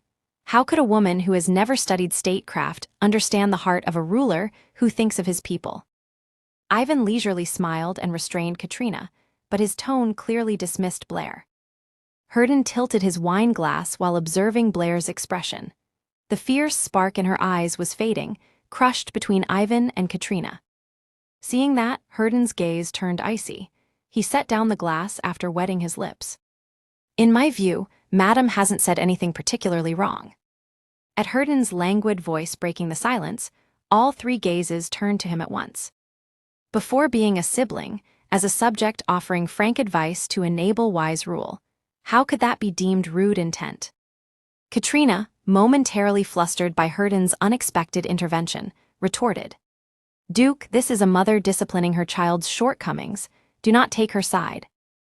In other words, stay out of family matters between parent and child." Herden let out a short scoff and set down his wine glass. They say a daughter is like an outsider once married. She is now Blair Del Mark. Herden's eyes, naming Blair toward Katrina, were sharp like a beast hostile to those touching what was his. Who but I would point out my wife's shortcomings? At his chilling aura, Katrina involuntarily flinched in shock. Yet Herden calmly continued, "Regarding the opinion your majesty asked of me." He took Blair's still trembling hand and added as he helped her rise, "I shall reconsider after enjoying our honeymoon a bit more. As you said, Del Mark cherishes children dearly." With that, he wrapped his firm arm around Blair's back and stood. Blair blinked in a daze, nestled in his embrace. His arms enveloping her protectively felt warm, just like the tender times before her regression. The two left the greenhouse, leaving behind Ivan and Katrina's stunned sighs. "We shall depart." As the two boarded the carriage, it set off. Herden gazed indifferently at the passing winter scenery outside the window when he suddenly felt eyes on him and turned his head. Amethyst eyes, holding the afternoon sunlight, gazed at him quietly, as if waiting for him to turn since long ago. Thank you." It wasn't an action meant to receive thanks. As you know, my feelings toward the imperial family aren't favorable. Still, thank you, and I'm sorry for making you be used by my mother and brother's greed. It was an apology that lingered in a corner of her heart, even as resentment toward him grew uncontrollably. Herden stared at her silently, instead of replying, before turning his gaze back to the window. How much time passed in the enveloping silence? Soft, rhythmic breathing began to echo in the carriage. Only then did Herden's gaze return to Blair. At that moment, the carriage jolted, shaking Blair's body sharply. Herden reflexively reached out to block her head from hitting the wall. Silken silver hair wrapped softly around his hand as it flowed down. Though their distance closed because of it, Blair slept deeply, unaware of the situation. Herden let out a soft sigh and quietly gazed at the woman's serene face resting against his hand. The woman always wore an expressionless face, responding composedly no matter how sharp his words, which irritated him. Pretty, but like an emotionless doll. Thus, he hadn't hidden his hostility toward her. He had deliberately spoken harshly, drawn lines, and treated her coldly. He wanted to see that composed face distort, as much as he resented her. But seeing her eyes lose their light, crushed between Ivan and Katrina, irritation surged. It felt like having prey he had long pursued snatched away. Making her cry, torment her, break her, that could only be done by him alone. Herden, gazing at the sleeping Blair, laid her sideways on the carriage seat. Blair flinched briefly before falling back into deep sleep, with an even more peaceful expression than before. Herden took in the sight quietly before turning his gaze to the window. The quiet breathing echoing in the carriage completed the languid afternoon scenery. Blair, who had dozed off, felt her body floating in the air and opened her eyes. It was pitch black before her. Startled, she flailed, and what had covered her face slipped away. It was Herden's coat draped over her. In her still dazed, half-awake eyes appeared the servants lined up in greeting. And a face so handsome it seemed unreal, as if she was still dreaming. The moment she met his eyes up close, Blair realized she had been sleeping in his arms and jolted in surprise. Blair wriggled to escape his hold. It was embarrassing for a grown adult to have slept so deeply upon arriving at the mansion that she needed her husband's arms. But far from setting her down, Herden held the wriggling Blair even tighter. Seeing the woman, usually expressionless like a doll, with wide rabbit-like eyes stirred an inexplicable sadism. "It's bothersome, so just go like this." "I'm heavy." Herden chuckled at Blair's mumble. His wife seemed unaware of what heavy truly meant, or otherwise she was underestimating her husband's strength. As he brushed past his wife's unpleasantly low evaluation and ascended the mansion stairs, Russ, who had remained at the estate, approached with news. "Your Excellency, the hypnotist has just arrived." At the news, a chilling glint entered Herden's eyes. It was time to approach the real purpose of this contract marriage. The next day, Blair went to Herden's office upon his summons. Herden and a middle-aged man she had never seen before were waiting in the office. It wasn't hard to guess who the man was. The man bowed politely upon seeing Blair. "I am the hypnotist, Marcel. It is an honor to meet you, Princess Imperial Highness. No, I suppose I should address you as Duchess now." As he spoke, he alternated glances between Blair's hand and eyes. It was customary for men to kiss the back of a lady's hand as a sign of respect when meeting imperial or high-ranking noblewomen. Having lived 20 years as a princess, it was a familiar and natural gesture to her. Blair noticed and extended her hand to him. But at that moment, Herden, who had been leaning crookedly against the desk, stood and interjected as he passed between them. "We have a tight schedule, so let's begin immediately." Marcel awkwardly lowered his lost hand, blocked by Herden, and promptly began preparing for the hypnosis. Seated in a rocking chair in one corner of the office, Blair gazed anxiously at Herden. He seemed intent on watching the hypnosis, standing firmly in place. "Herden, if you're busy, you can leave me and go attend to your work. They say those who awaken difficult memories sometimes suffer greatly. As your husband, it's only right that I stay by your side." Hearing this, Marcel thought the Duke must cherish his wife greatly, but Blair knew better. His blue eyes stared at her coldly, belying his words of concern. "How could I trust you?" Blair closed her eyes as if to banish the cold voice echoing in her mind, then slowly opened them. "I'm ready, let's begin, Marcel." The lights illuminating the dim room went out, and the pendulum in Marcel's hand began to swing. Blair's eyes slowly blinked, following the pendulum's motion, before gently closing. In the quiet room, only Marcel's low voice resounded. "You are returning to 10 years ago, the day the fire broke out in the Empress's palace. You must have been about 10 years old. Is that right?" "Yes, that's right." Blair's responding voice was a slow mumble, as if speaking in her sleep. Herden, arms crossed and leaning against the window, watched the scene. "What are you doing?" "Going to the Empress's palace. Sneaking away from Mother. Mother hates me going to the Empress's palace." "Then you'd better hurry. It's about time to arrive. Have you arrived?" "Yes, Her Majesty the Empress is welcoming me." "What do you do there now?" "We drink warm cocoa and talk. We play card games with the maids too." "What next?" "I think I fell asleep." "Slowly open your eyes. What do you see?" At Marcel's question, the faint smile vanished from Blair's previously serene face. "It's dark." "It must be a very dark night. Is there nothing visible around you?" "No, just dresses." "Dresses? Where is this place?" "Inside a wardrobe, I think." At Blair's words, Herden's eyes sharpened. During the incident, Blair had been found collapsed in the Empress's palace corridor, discovered and rescued by knights who came to save the Empress. No one knew exactly what had happened that day in that place. The maids who had been staying in the Empress's palace that day had fallen asleep after drinking tea laced with sleeping pills and perished along with the palace in the flames. Blair was the sole survivor of that incident. Blair's memory began when she woke up inside the Empress's palace wardrobe. That was all. She had no recollection from the wardrobe to being rescued in the corridor. Thus, the real memory recovery would begin now. Marcel also sensed this and adjusted his posture, What are you doing in there? I don't know, I just woke up inside the wardrobes. Then shall we go outside now? At Marcel's suggestion, Blair gasped for breath. She seemed terrified. I can't go out. Why, is the door locked, or is there another problem? I don't know, I can't go out. If I go out, I can't.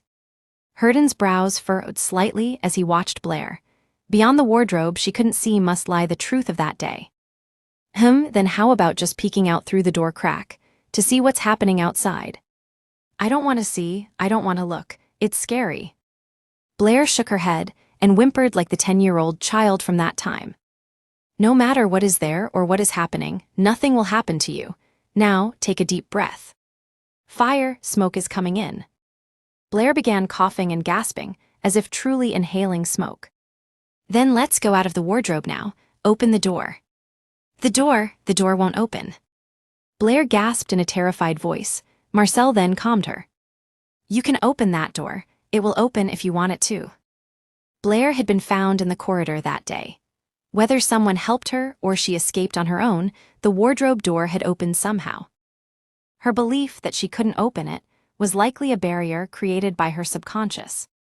But Blair still couldn't open the door. Ugh, I hate this, I don't like this. Save me, please save me, I can't breathe. She even shed tears, twisting her body. Her already pale face had completely drained of color. Only then did Hurden realize why Blair had tried to send him away before starting the hypnosis. Stop. But Marcel seemed not to hear, continuing to press Blair. You must open the door, open it and come out. Blair's breathing grew increasingly ragged, as if she might suffocate. Her frail body trembled like an aspen leaf. It seemed she might truly die like this. Seeing her like that made his heart sink. If this was acting, the woman deserved to be a master actress, not some boring duchess. Hurden straightened from the window and commanded Marcel. Awake her. Victory is just ahead. You must overcome this wall to awaken the memories buried in your subconscious. Deep in the hypnosis, Marcel ignored Hurden's order and kept pushing Blair. Now open the door and come out to survive. Hurry. Hurden grabbed Marcel by the collar and yanked him up. Stop and wake her, I said. Facing Hurden's murderous eyes, Marcel finally realized he had offended him and froze. I am sorry, Your Excellency. Hurden released him roughly and approached Blair. Wake up, Blair. He lifted the still gasping Blair into his arms. Then Blair, who had been twisting in agony and sobbing, snapped her eyes open. Tears welled in her eyes and streamed down. But even after waking from the hypnosis, she still breathed as if trapped in the fire, unable to catch her breath. Her pupils, though open, lacked focus. Hurden stroked the back of her trembling body, as if in a fit, and whispered lowly. Breathe slowly. Following the slow caress of his hand on her back, Blair's breathing gradually steadied. Her dazed pupils regained their light with each blink. Finally, when her teary violet eyes fully reflected him, Hurden let out a quiet sigh. Leaving the terrified Marcel behind, he carried Blair to her bedroom. Seating Blair on the bed, Hurden checked her once more, to see if his image was fully in her eyes. Confirming it, he rose to leave. Hurden. A frail voice urgently caught him as he turned. Earlier, in the memory, I vaguely heard a voice. Someone talking outside the wardrobe. The sound was too soft to make out what they were saying, but... Hurden, who had paused to wonder what she would say upon regaining her senses, let out a scoff. The woman was talking about the memory she had seen under hypnosis moments ago. Despite wanting to flee from that memory, and ultimately choosing to die inside the wardrobe. Maybe next time, I can get out of the wardrobe. The voice I heard today was one I hadn't heard before. Irritation suddenly surged at her calm voice, speaking of next time. After nearly dying, gasping for breath just moments ago, with tears still drying in her reddened eyes, to bring that up first was absurd. Is that important right now? Though he suppressed his emotions, the chill in his eyes was clear. Then what was more important? Blair blinked, puzzled by his anger. The purpose of calling the hypnotist was to awaken the memories. Thinking briefly, Blair guessed the reason for his anger. They had finally approached the truth of that day, but she had failed to endure and woken up, frustrating him. Next time, I'll hold out a bit longer. There won't be any issues with the contract, so don't worry too much. She spoke calmly, but her small hand on the blanket still trembled, enough for him to see. Herden stared at that hand before swallowing a sigh and rising from his seat. Contract, contract, contract. Seeing how she brought up the contract every time she opened her mouth, it seemed his fake wife had staked her life on that one-year contract. He couldn't understand why that fact, already predetermined before marriage, suddenly felt so real and irritating now. Herden raked back his bangs somewhat irritably and left the room. Russ was waiting outside. Get rid of that hypnotist. At the low command from his lord, Russ's eyes widened in surprise. Pardon, didn't you say to keep him on? Find a new one, he's a quack. Passing by Russ, Herden headed back to his office and added, and have that maid from the Imperial Palace come to my office. Recalling the maid Herden mentioned, Russ's expression hardened unconsciously. The woman who always glared at everyone in the Duke's household with eyes full of hostility. He had never spoken a word to her, but that gaze alone made him not want to. Why her? At Russ's question, Herden's cold gaze turned back to him. A subordinate could not question his lord's orders. Understood. Russ bowed more politely than usual and walked away. Suddenly summoned to Herden's office, Rena fidgeted with her fingers, staring holes into his desk. Even with that handsome face right in front of her, which made other maids gawk when passing by. And understandably so, since she couldn't even guess why he had called her out of the blue. The only thought that came to mind was the absurd speculation. Did he somehow hear me cursing him in my mind? But there was no need to be scared. The one at fault was the Duke who had abandoned his bride after their first night, not her who served Blair devotedly. As Rena straightened her cowering body with that resolve, Herden removed the cigar from his mouth and spoke. I heard you've served my wife for quite a while. Contrary to her resolve not to be scared, Rena jumped in surprise and answered. Why, yes, that's right. Does she not light the fireplace in her room because she fears fire? On their first night, there had been no fire in Blair's room, even on a cold night with snow falling. At the time, he had thought she simply disliked stuffy air. But the moment he saw Blair tormented by the memory dragged out during hypnosis today, it suddenly dawned on him. Ah, yes, so I warm the room when she's out and turn it off when she's resting. It's okay as long as she doesn't get close, but she still seems uncomfortable. Because of that incident 10 years ago. Probably, she's never talked about it directly, but... And the constant coughing. Yes, I heard her respiratory system weakened due to after effects of the accident. As expected, that was it. Herden twisted his lips upon hearing the confirmation. You may go.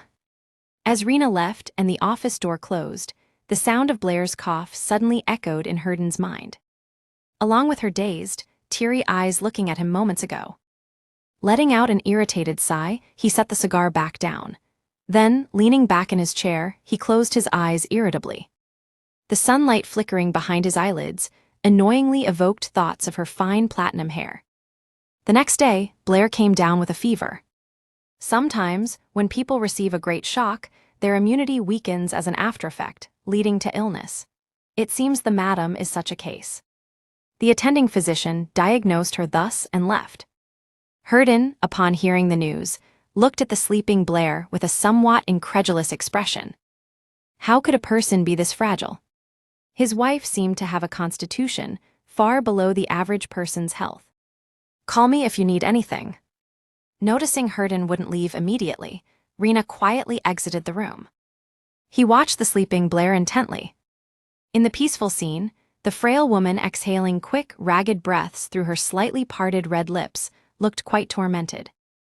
After keeping vigil for a while, Herden approached the bedside.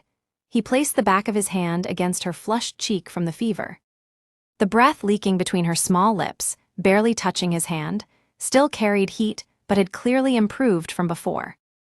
The antipyretic seemed to be working. It was then, as Herden withdrew his hand with a soft sigh. A faint voice seeped into the silence. Herden looked at the lips from which it had escaped. Blair furrowed her delicate brows in pain, her small lips moving laboriously. "Asil." The pitiable voice, uttered with a sob, scattered into the quiet room. His withdrawing hand paused. Hearing the unfamiliar name from her lips, he suddenly recalled Blair's constant obsession with the contract. Only then did her actions make sense. Apparently the name of a lover she loved so much that she would relive that horrific memory, even in dreams, just to fulfill the contract. So her claim of not believing in love had been a lie to hide her true purpose after all. To keep that precious lover's existence hidden, fearing he might expose it to the world. Herden let out a scoff and rose from his seat. The hypothesis he had lightly dismissed before had taken shape. But whoever that fool was who had fallen into forbidden love with the princess was none of his concern. Still, the name from her lips irritated him, because the deceitful woman hiding her intentions was ridiculous. And it probably didn't help that the name happened to be that of a Delmark ancestor. Herden left the room immediately. Russ, who had come looking for him, flinched upon seeing his lord. Though his face was always cold, now it was icier than ever. As Russ hesitated at the aura, Herden spoke first. "What is it?" Sional Baroness sent a catalogue. Sional Baroness was the Empire's top fashion designer in name and reality. Born a commoner, she had been granted a title after her skills were recognized by Empress Dowager Katrina. She was scheduled to visit the Duke's residence today to create outfits for the upcoming New Year's banquet, but the appointment was cancelled due to Blair's illness. The servant sent to inform her had returned with the catalogue instead. Herden took the catalogue from Russ. She asked to select fabrics first so she could procure rare ones in advance. Opening the catalogue revealed small swatches of fabric samples. Detailed notes beside them listed pros, cons, and prices in small print. Herden closed the catalogue and handed it back to Russ. "Doesn't matter what, just get ones good for keeping warm." To the Duke of Delmark, whose wealth rivaled the imperial families, fabric prices were no consideration. The next morning, Sional Baroness greeted Blair in her characteristic high-octave voice. "As His Excellency mentioned before, I've carefully selected lightweight fabrics excellent for keeping warm. He must have been worried you'd catch a cold." Blair tilted her head. The Duke's maids, who admired their master Herden as much as they disliked her, always left delivering messages to Rena. "Oh my, you've become even more beautiful since marrying, Your Highness. No, I suppose I should call you Duchess now. I wanted to thank you for the wedding dress, but I've been too busy to contact you since. With the Empire's greatest beauty wearing it, I should be the one grateful. And it's an honor to make your first post-marriage dress." Blair glanced around the room as she listened to Sional Baroness's flattery. Rena was nowhere to be seen. Sional Baroness's chatter passed through Blair's mind without lingering. What mattered to her was that Rena was absent from this room right now. Rena didn't appear even while Blair viewed the dresses Sional Baroness had brought and decided on designs for new ones. After Sional Baroness left, Blair asked a nearby maid what had been bothering her. "Where's Rena?" The maid hesitated, avoiding Blair's gaze before answering. "Well, I'm not sure. Shall I go look for her?" "No, leave it." Blair rose and put on the fur robe she had taken off. "Are you going for a walk?" "Yes." The maid prepared to follow, but Blair stopped her. "I'll go alone." "Ah, yes." Blair left the room without the maid. The maids waiting outside bowed their heads. Blair passed them, went down to the first floor, then quietly returned upstairs. Through the slightly open door of a room, she heard the maids whispering. Where'd Rena go? She didn't actually go off crying after getting doused in filth, did she? Crying, she didn't even blink, just went off to wash. How boring. She's got some nerve anyway, just like her mistress. Still, she'll suffer to get the smell out. But she won't tattle to Madam over this, right? If she were going to, there'd have been hell to pay already. We all know, even if her mistress is a noble princess, in this duke's residence, she's just a white elephant. Hearing their conversation, Blair clutched her dress skirt. Her crimson lips trembled. Her hunch had been right. No matter how much they disliked her, she was the emperor's only sister. Unable to touch Blair directly, the maids had bullied her maid Rena instead. But one question lingered. Considering Rena's usual temperament, she wouldn't have tolerated it.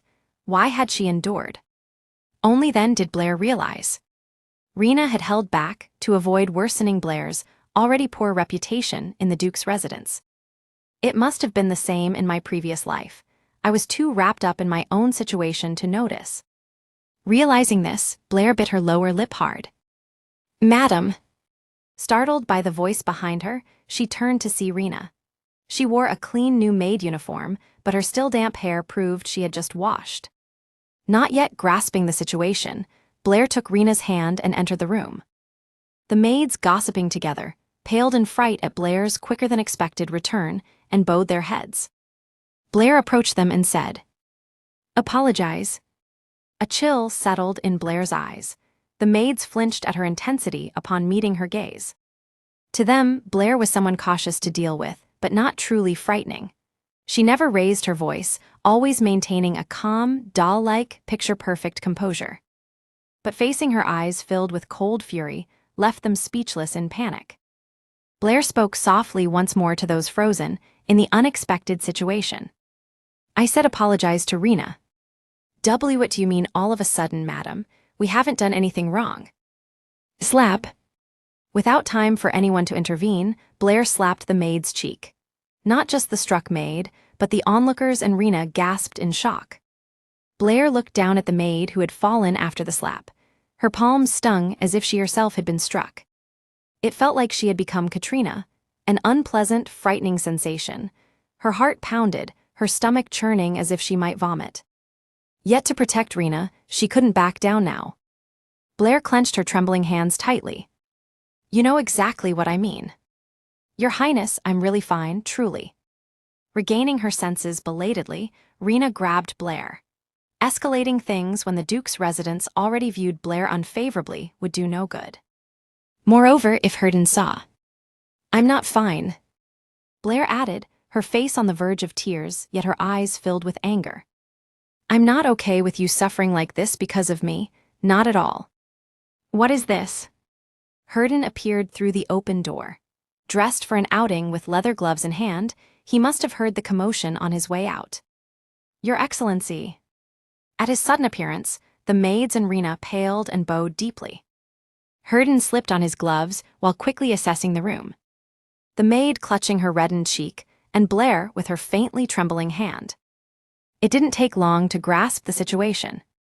In the silence, only the slapped maid rose and approached Herden. "It seems Madam misunderstood. She was insolent, so I punished her a bit." "I didn't ask you." It was a plain but clear rebuke. The maid shut her mouth and bowed her head. Herden's gaze turned to Blair. He awaited her words. The maids looked at Blair too. They intended to pin it on Rena and end it there. No matter how little Herden favored Blair, they wanted to avoid directly opposing the Duchess and Princess.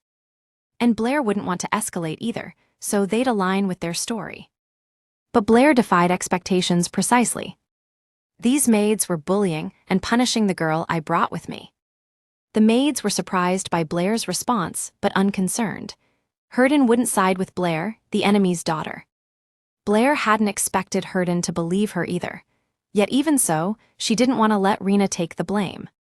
"However, it's my failing in properly educating the subordinates. I'll dismiss them soon." He accepted Blair's words without further question. The maids' faces drained of color upon hearing this. Blair looked at him in surprise too. Watching the scene, Rena urgently spoke up. "Your Excellency, I'm fine. They just played a prank, but it's part of getting close, right?" Of course, she didn't view her tormentors fondly. But in a similar position, she knew better than anyone the hardship they'd face after dismissal. Understanding Rena's sentiment, Blair agreed. "Herden, that seems too harsh a punishment. A sincere apology and docking half this month's pay would suffice." The restless maids knelt too. "We're sorry, Your Excellency. We were foolish and committed this blunder. Please forgive us just once." "Apologize to the madam and this maid, not me." Herden replied coldly, then ordered Mason, who had arrived late upon hearing the news. "Mason, deduct 2 months' pay from them."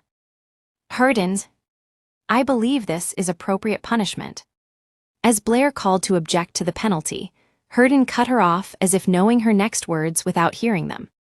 Your Excellency. Russ, checking his wristwatch, called to Hurden. It was time. I'll be off. Hurden lightly pulled Blair's shoulder closer and kissed her forehead.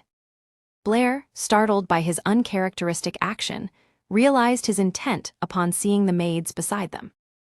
A warning that she was his wife, to prevent repeats. Blair blankly watched his retreating back as he left the bedroom. He had believed her words. But why did futility outweigh gratitude? The issue that had tormented Rena for 3 years before her regression resolved with just his few words. That night, Rena headed to Blair's bedroom with a silver tray of cold water and towels. Our princess will surely bruise those delicate hands if left like this. Hitting someone required a certain firmness. Those soft, delicate hands, never having struck anyone or done rough work, couldn't withstand today's shock. I'm sorry, Rena. I'm truly sorry for realizing so late. Her tender-hearted princess, feeling sorry even after saving her. Thinking of the hard cheek that struck those delicate hands filled her with indignation. Madam, it's me, coming in for a moment. Rena opened the door with her elbow instead of her tray-holding hand and entered Blair's room. At the same time, she dropped the precious silver tray. Your Highness. Blair was standing on the outer side of the balcony railing, as if she might fall at any moment. Blair also seemed quite flustered, not having expected Rena to enter the room. Rena rushed over in that moment and grabbed Blair's waist with brute force. No, absolutely not. Rena, wait, it's a misunderstanding. First, let go of this. No, I won't let go. If your Highness says you're going to die, I'll die with you. That's not it. No, I won't listen no matter what you say until you come back over here. Come inside quickly. In the end, Rena began sobbing while clutching Blair. Even amid that, she clung to Blair desperately, pulling her in like reeling in a massive catch. Where do you think you're going? Leaving me behind? Absolutely not. If you're going to have such wicked thoughts, kill me first. That's not it. But her words didn't seem to reach Rena, who was sniffling with tears and snot.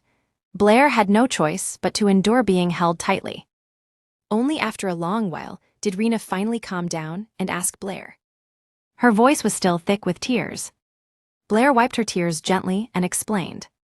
It's not what you think, I was just trying to sneak out somewhere. Upon hearing Blair's words, Rena finally noticed the cloth tied to the balcony railing. It was a rope made by tightly weaving bedsheets from inside the room. Rena was appalled. Oh no, so reckless. What if you fell and got hurt? It's only the second floor. There's bushes below.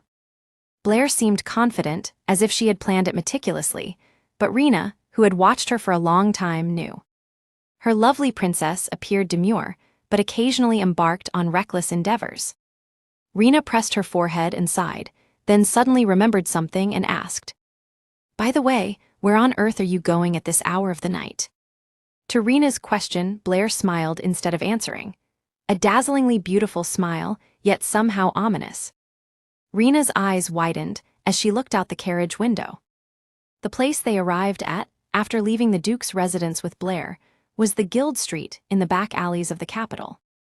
Blair pulled her robe hood over her head and opened the carriage door, saying, I'll be right back. If you're not out in 30 minutes, I'll really come looking for you. For real. Blair had repeatedly insisted that Rena couldn't enter the guild with her during the ride, so Rena put on a stern front but obediently stayed behind. Getting out of the hired carriage, Blair stood before a guild building. Libellus Guild. Among numerous guilds, it was renowned as the unrivaled master in information gathering. Blair took a deep breath and entered the guild building. The interior appeared at first glance like an ordinary tavern. As Blair entered, the boisterous guild fell silent as if doused with cold water. They scanned the intruder, who didn't fit the place. The woman had her robe hood pulled low over her face, but even the glimpse of her straight nose and small reddish lips revealed she was a beauty. A burly middle-aged man who had been scrutinizing Blair's face slammed his beer mug down with a thud and shouted, Hey, who called their girlfriend to the guild, own up. Ah, looks like it's my girlfriend. What nonsense, that's my wife, isn't it? The men teased each other, claiming Blair as theirs. Even their chuckling laughter felt frightening to Blair. For her, raised as a precious princess, encountering men bearing their raw instincts was unprecedented. But if she had intended to flee in fear from here, she wouldn't have come in the first place.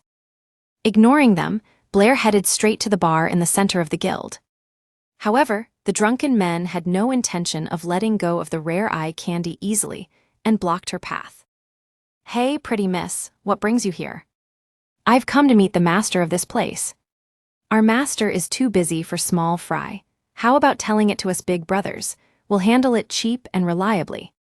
Have a drink and talk slowly. Tell us, pretty girl, what troubles brought you fearlessly to a place crawling with us dark brutes. A man too drunk to control his own body slung an arm around Blair's shoulders and pressed close. The stench of alcohol and unfamiliar warmth made her skin crawl. Blair calmly grabbed the man's arm and pulled it down. Then she placed a single ring in his hand and said, "Bring the master." The man, flushed red from drink, let out a scoff as if incredulous. Ignoring his words entirely and treating him like a dog by just handing over a jewel was utterly distasteful. Who do you think I am, some street mutt? Think we'll wag our tails for money? The man raised his voice, spittle flying. His massive build and loud voice alone were sufficiently threatening. But Blair did not back down. No, she could not, considering that her future with a seal hung on this guild commission. Blair clenched her trembling hands to hide them and confronted the man. You've worked in this business long enough to know better than anyone how to conduct yourselves. How foolish it is to slit the belly of the goose that lays golden eggs. The man who met Blair's eyes through the robe hood flinched. From this slender woman's gaze emanated an irresistible subtle pressure. It wasn't just him. The watching guild members sensed the odd atmosphere and exchanged glances. Whatever else, seeing the woman act so boldly convinced them she was a major client they couldn't let slip away. One of the guild members who exchanged glances went up to the second floor and soon returned with another man. Did the miss ask to see me? Blair glanced at the man once and opened her mouth. No, I wish to speak with the master. I am the master of Libellus. Is deceiving clients like this the rule of Libellus? As she spoke, Blair's gaze turned to the bartender wiping cups behind the bar. He was a handsome man with kind features, curly brown hair, and green eyes. I shall commission the guild master of Libellus. The man's eyes behind his round glasses paused momentarily, then curved into an amused smile as he asked, May I ask how you knew? When I asked for the master, everyone glanced sideways at you, but you simply listened. Sharp eyes. The man smiled at Blair and glanced at his subordinates who had been caught glancing. They slyly avoided his gaze. The man set down his glass and came out from behind the bar. Shall we move to a quieter place? Blair followed the man up to a room on the second floor. The room he led her to was an ordinary empty space. Once alone, the man bowed politely. Allow me to greet you properly, Duchess. I am Mickle Kynes. Blair flinched. The man knew her identity without her saying a word.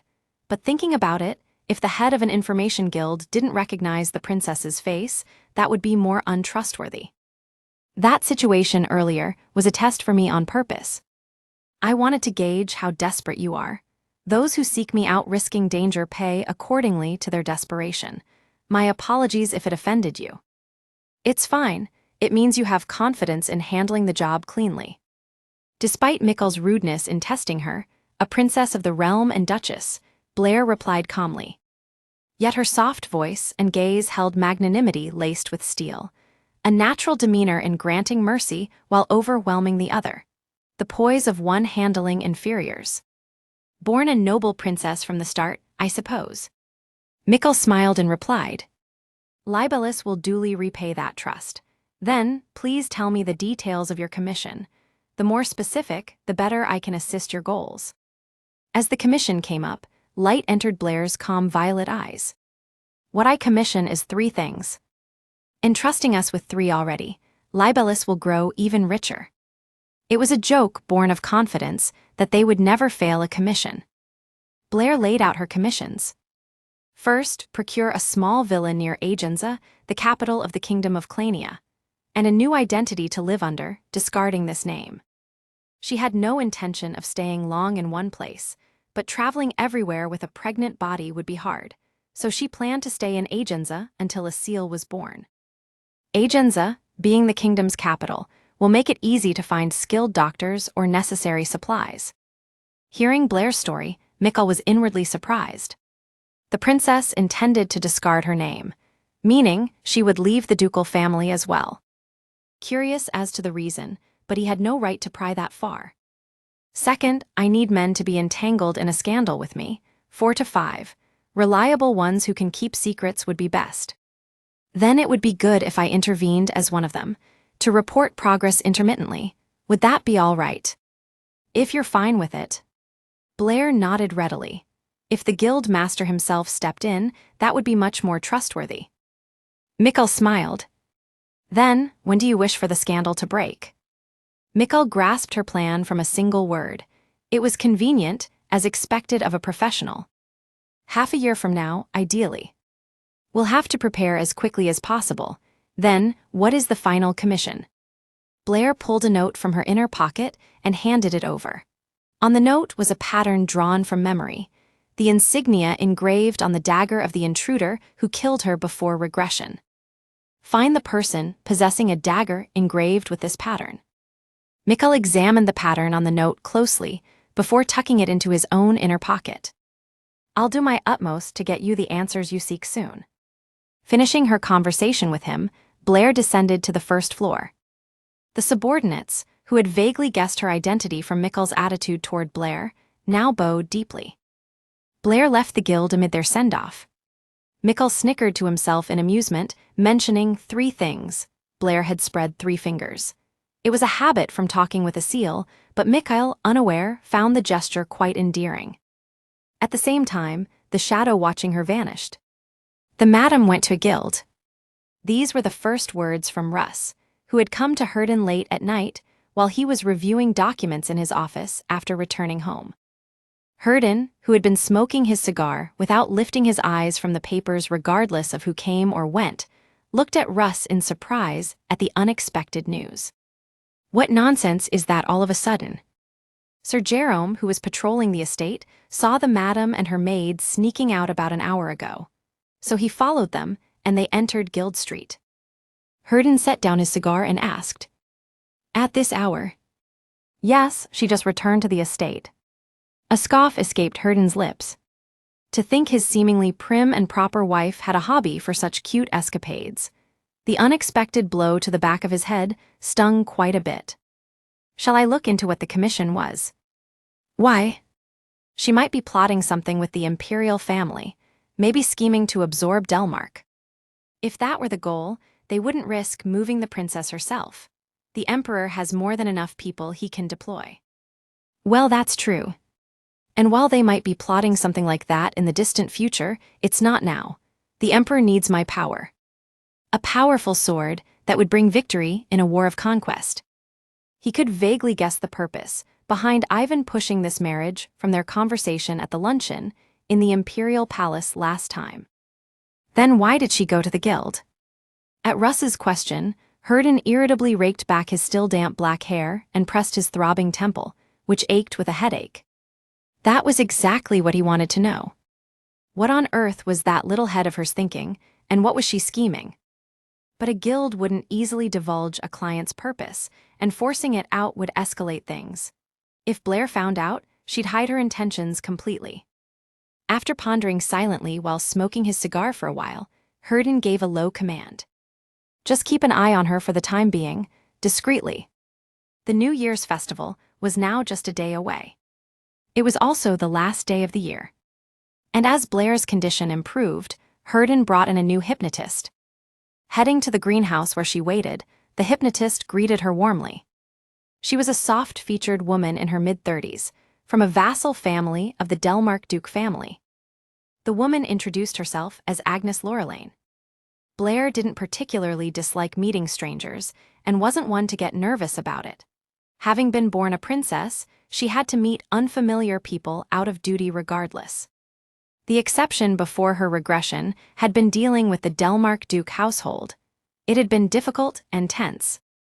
Their gazes constantly felt like they were judging if she was worthy of being the Duchess or suited to Herden. After returning to the past, those gazes no longer frightened her, but strangely, facing Agnes made her tense. As if Agnes could see right through her. Agnes explained the plan to Blair. Those who lose memories from great shock can bury them even deeper if forced out, due to backlash. Agnes continued her explanation to Blair with a gentle smile. So instead of rushing to retrieve the memories, we'll start by slowly familiarizing you with them from that time. First, once a week, we'll have tea time together and you'll share stories from your childhood. Any stories are fine. Blair faced Agnes with her usual composed expression, but her fingers fidgeted with her dress hem under the table. Agnes's method wouldn't access the memories quickly. The reason she obsessed over recovering those memories from that time was singular. No matter what, she had to find them before conceiving a seal. If she couldn't end the contract marriage even after pregnancy, Herden would discover it. Moreover, since attempting to recover memories caused her pain, she couldn't try while pregnant. There were just over 6 months left until a seal was conceived. It was tight even to wrap up everything here and prepare to leave. Lost in thought, Blair placed her hand on the table but only toyed with the teacup rim, unable to respond promptly to Agnes. As if reading her mind, Agnes said, "Don't be too impatient. I'll definitely recover your memories. Just relax and trust me." Her gentle gaze held an irresistible power. Could she share personal stories with a stranger? Though reluctant, she strangely didn't want to refuse Agnes's proposal. "All right." Agnes smiled warmly as Blair finally nodded. "I'm looking forward to what stories you'll share. Hearing them lets me learn another life." Agnes warmed her cooled body with hot tea and broached the topic. "Anyway, it feels like we just welcomed the new year, yet here we are at the last day of the year in the blink of an eye. Time really flies." "It does." Blair didn't want to give curt replies, but had nothing particular to say.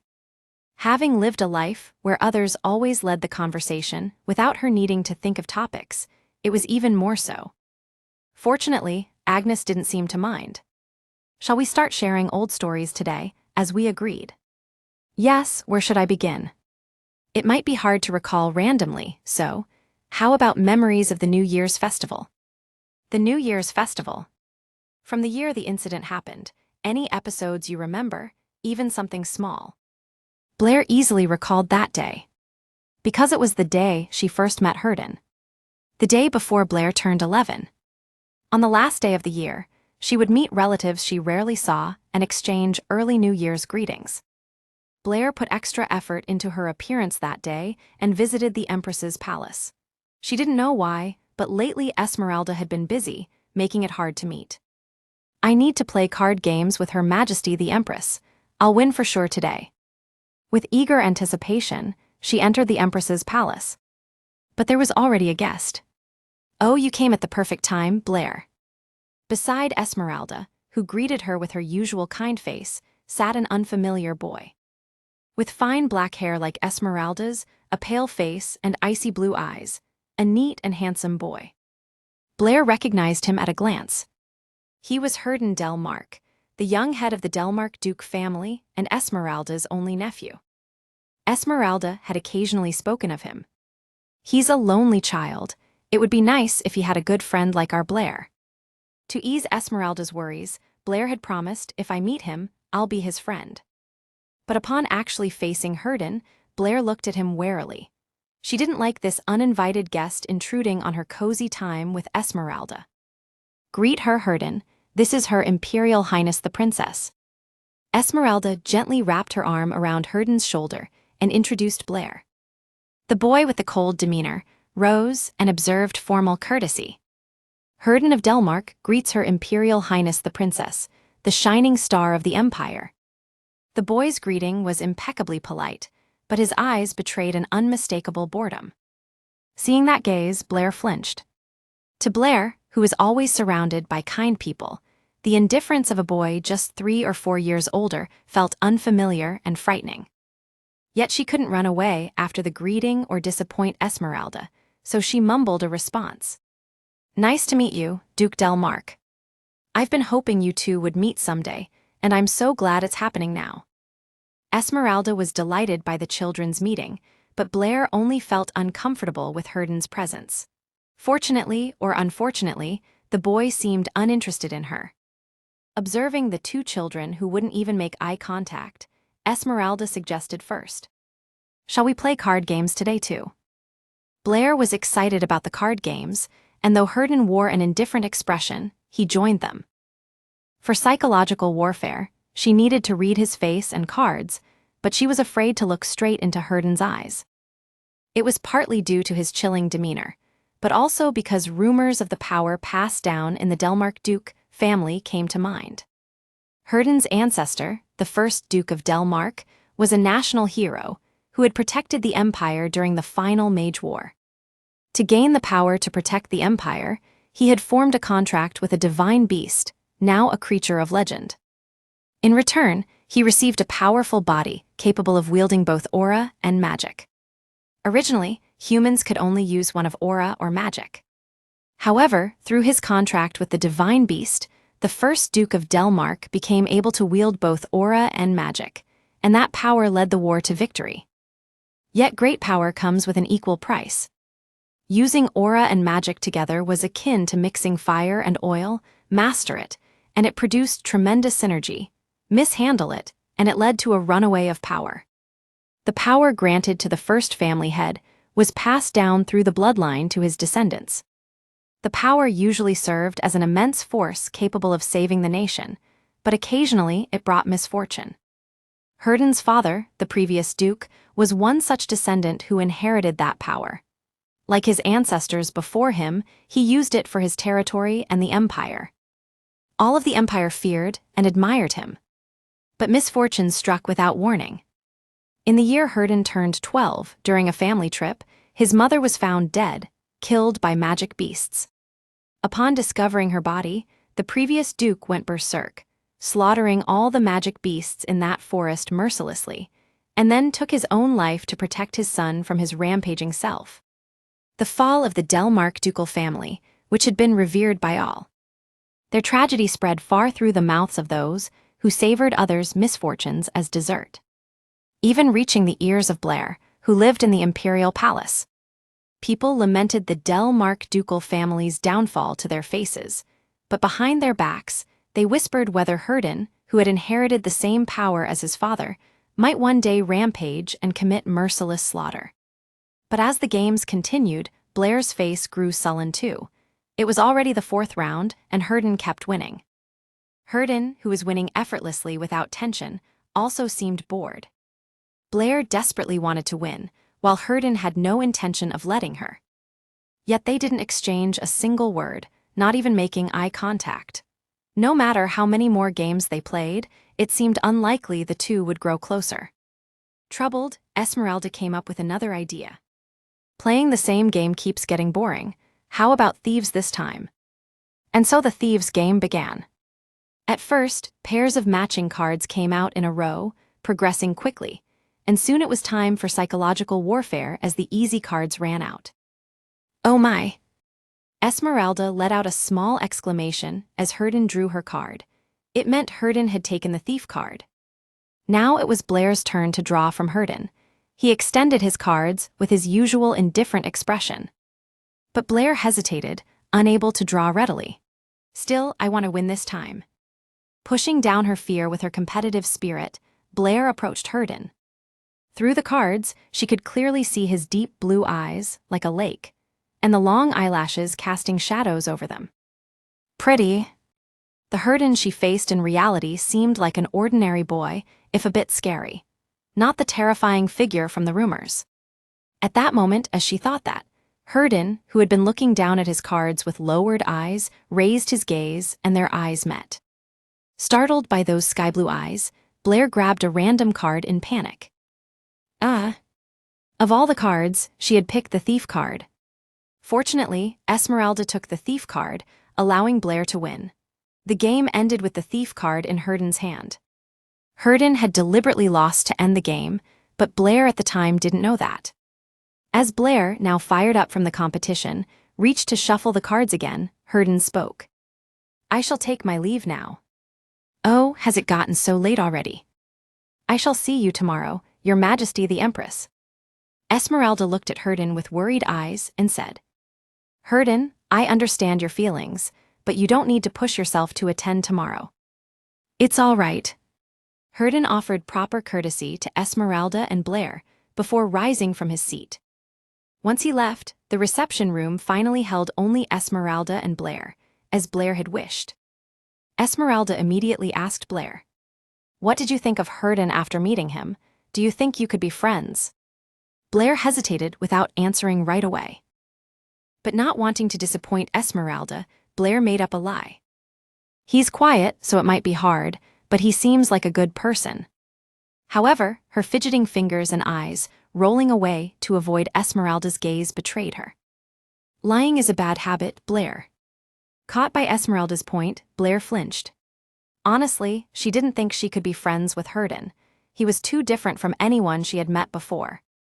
Herden's demeanor, just moments ago, had been quite a shock to her. He hadn't spoken to her kindly like others, nor smiled at her.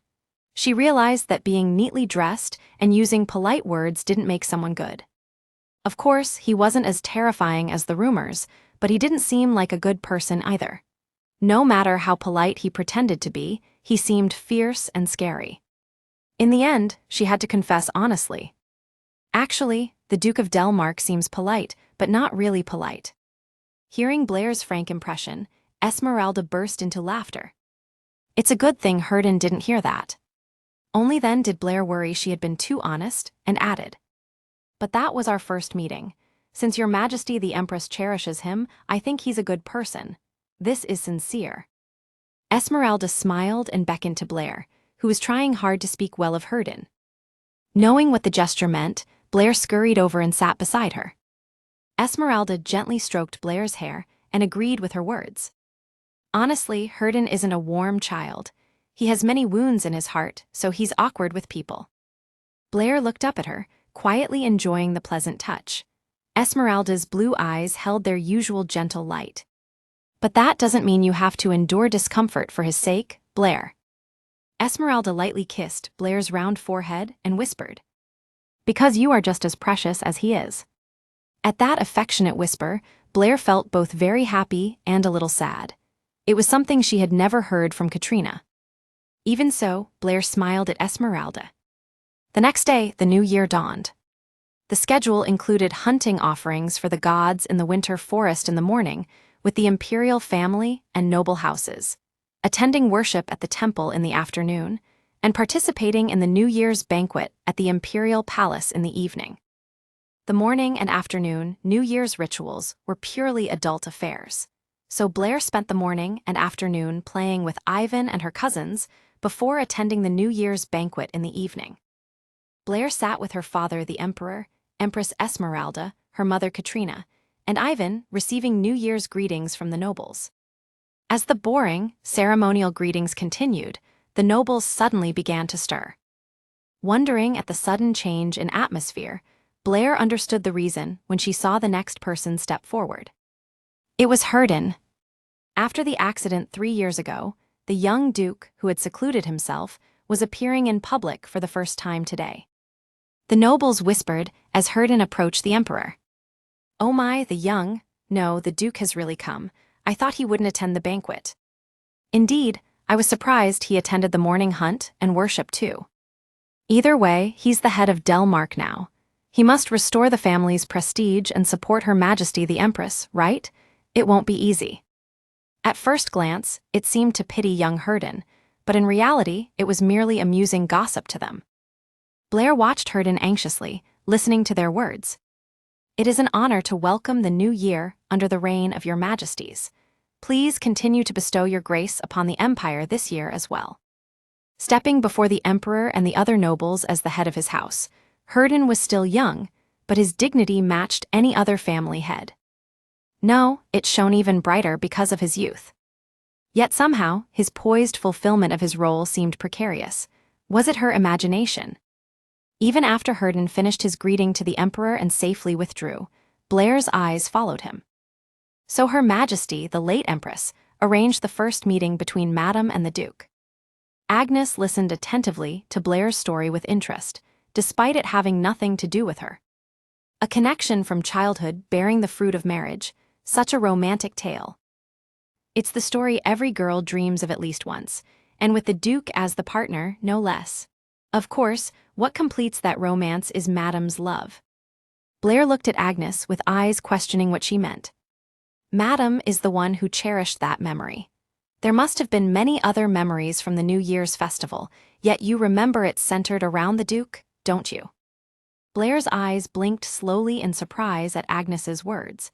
It was a perspective she had never considered. Agnes smiled gently and said, "Madame must love the Duke very much." Blair, mulling over the words dazedly, smiled faintly. What Blair had told Agnes was only up to playing card games with him the day before the New Year's festival and that Herden had attended the banquet. She hadn't mentioned him fleeing the banquet that day. Once the New Year's greetings to the imperial family ended, the banquet began. As nobles gathered in groups exchanging greetings, Herden stood alone. No one approached him, but their eyes and whispering mouths were directed at him. The young Duke of Delmark, no, the Duke. He was beside the previous Duke when he took his own life, right? Heavens, how pitiful. It's impressive he's holding up in his right mind. Impressive, but on the other hand, so young, yet so cold-blooded. Everyone chattered about the misfortune that had befallen his family and his future. They pitied the Delmark ducal family's tragedy while enjoying it, and feared it at the same time. Rachel, don't get too close. What if he suddenly rampages like his father and tries to kill everyone? If Esmeralda had been there, they wouldn't have dared speak so freely, but unfortunately, Esmeralda had felt unwell, given her New Year's greetings early, and left. In other words, there was no one in this banquet hall on Herden's side. Blair looked at Herden with worried eyes as he silently endured the whispers. Though he maintained his usual impassive face, was his heart truly unscathed?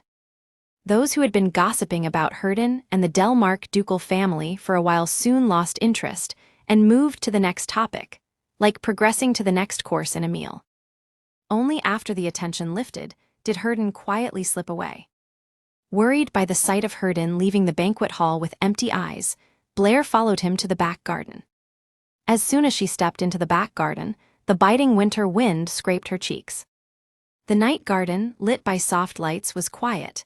In summer, people would have come out to enjoy the banquet, but the cold kept everyone away. Where did he go? As Blair looked around for Herden, a pained groan came from not far away.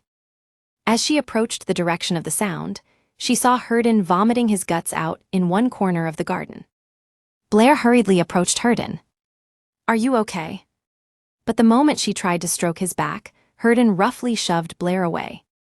"Get lost." From the emotionally agitated blow, Blair tumbled helplessly backward. Her bruised hip throbbed from the fall, but her surprise at the situation outweighed the pain. It was the first time anyone had shown her such clear hostility. Though the situation left her dazed, her worry for Herden took precedence. Blair blinked blankly before springing to her feet. "Are you okay?"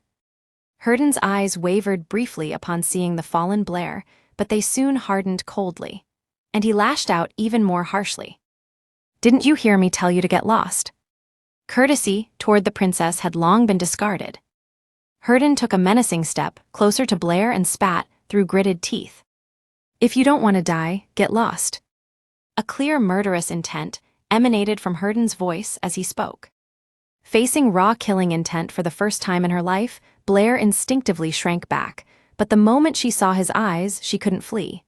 No, she didn't want to. Despite his harsh words, the boy's distorted blue eyes somehow looked utterly lonely. Suddenly, Esmeralda's words from yesterday came to mind. Honestly, Herden isn't a warm child. He has many wounds in his heart, so he's awkward with people. Indeed, Herden was neither affable nor the good person she had lied about, just as Esmeralda said. But he's not a bad person either. He was just a boy, struggling to bear the sorrow left behind. Wait a moment. Blair, staring up at Herden intently as if recalling something, turned and dashed back into the banquet hall. Running around like this was unladylike, as she had been taught, but Blair was in a hurry. Like when she fetched food for a cat that appeared in the backyard. By the time she returned to the backyard, Herden was nowhere to be seen. Searching the garden, Blair found him on the opposite side of the wall where he had been first. Herden sat leaning against the wall, face buried in his knees. Is he in a lot of pain? Recalling Herden vomiting, Blair approached him worriedly, wondering if she should have brought medicine instead. At that moment, a sigh escaped from Herden, who had his face buried in his knees, followed by the rough voice typical of a pubescent boy. Why did you come back? His tone was clearly annoyed, but this time he made an effort to be polite. Before Herden could push her away again, Blair quickly placed her item into his outstretched hand on his knee. I'll lend you this. Only then did Herden lift his head to look at what she held.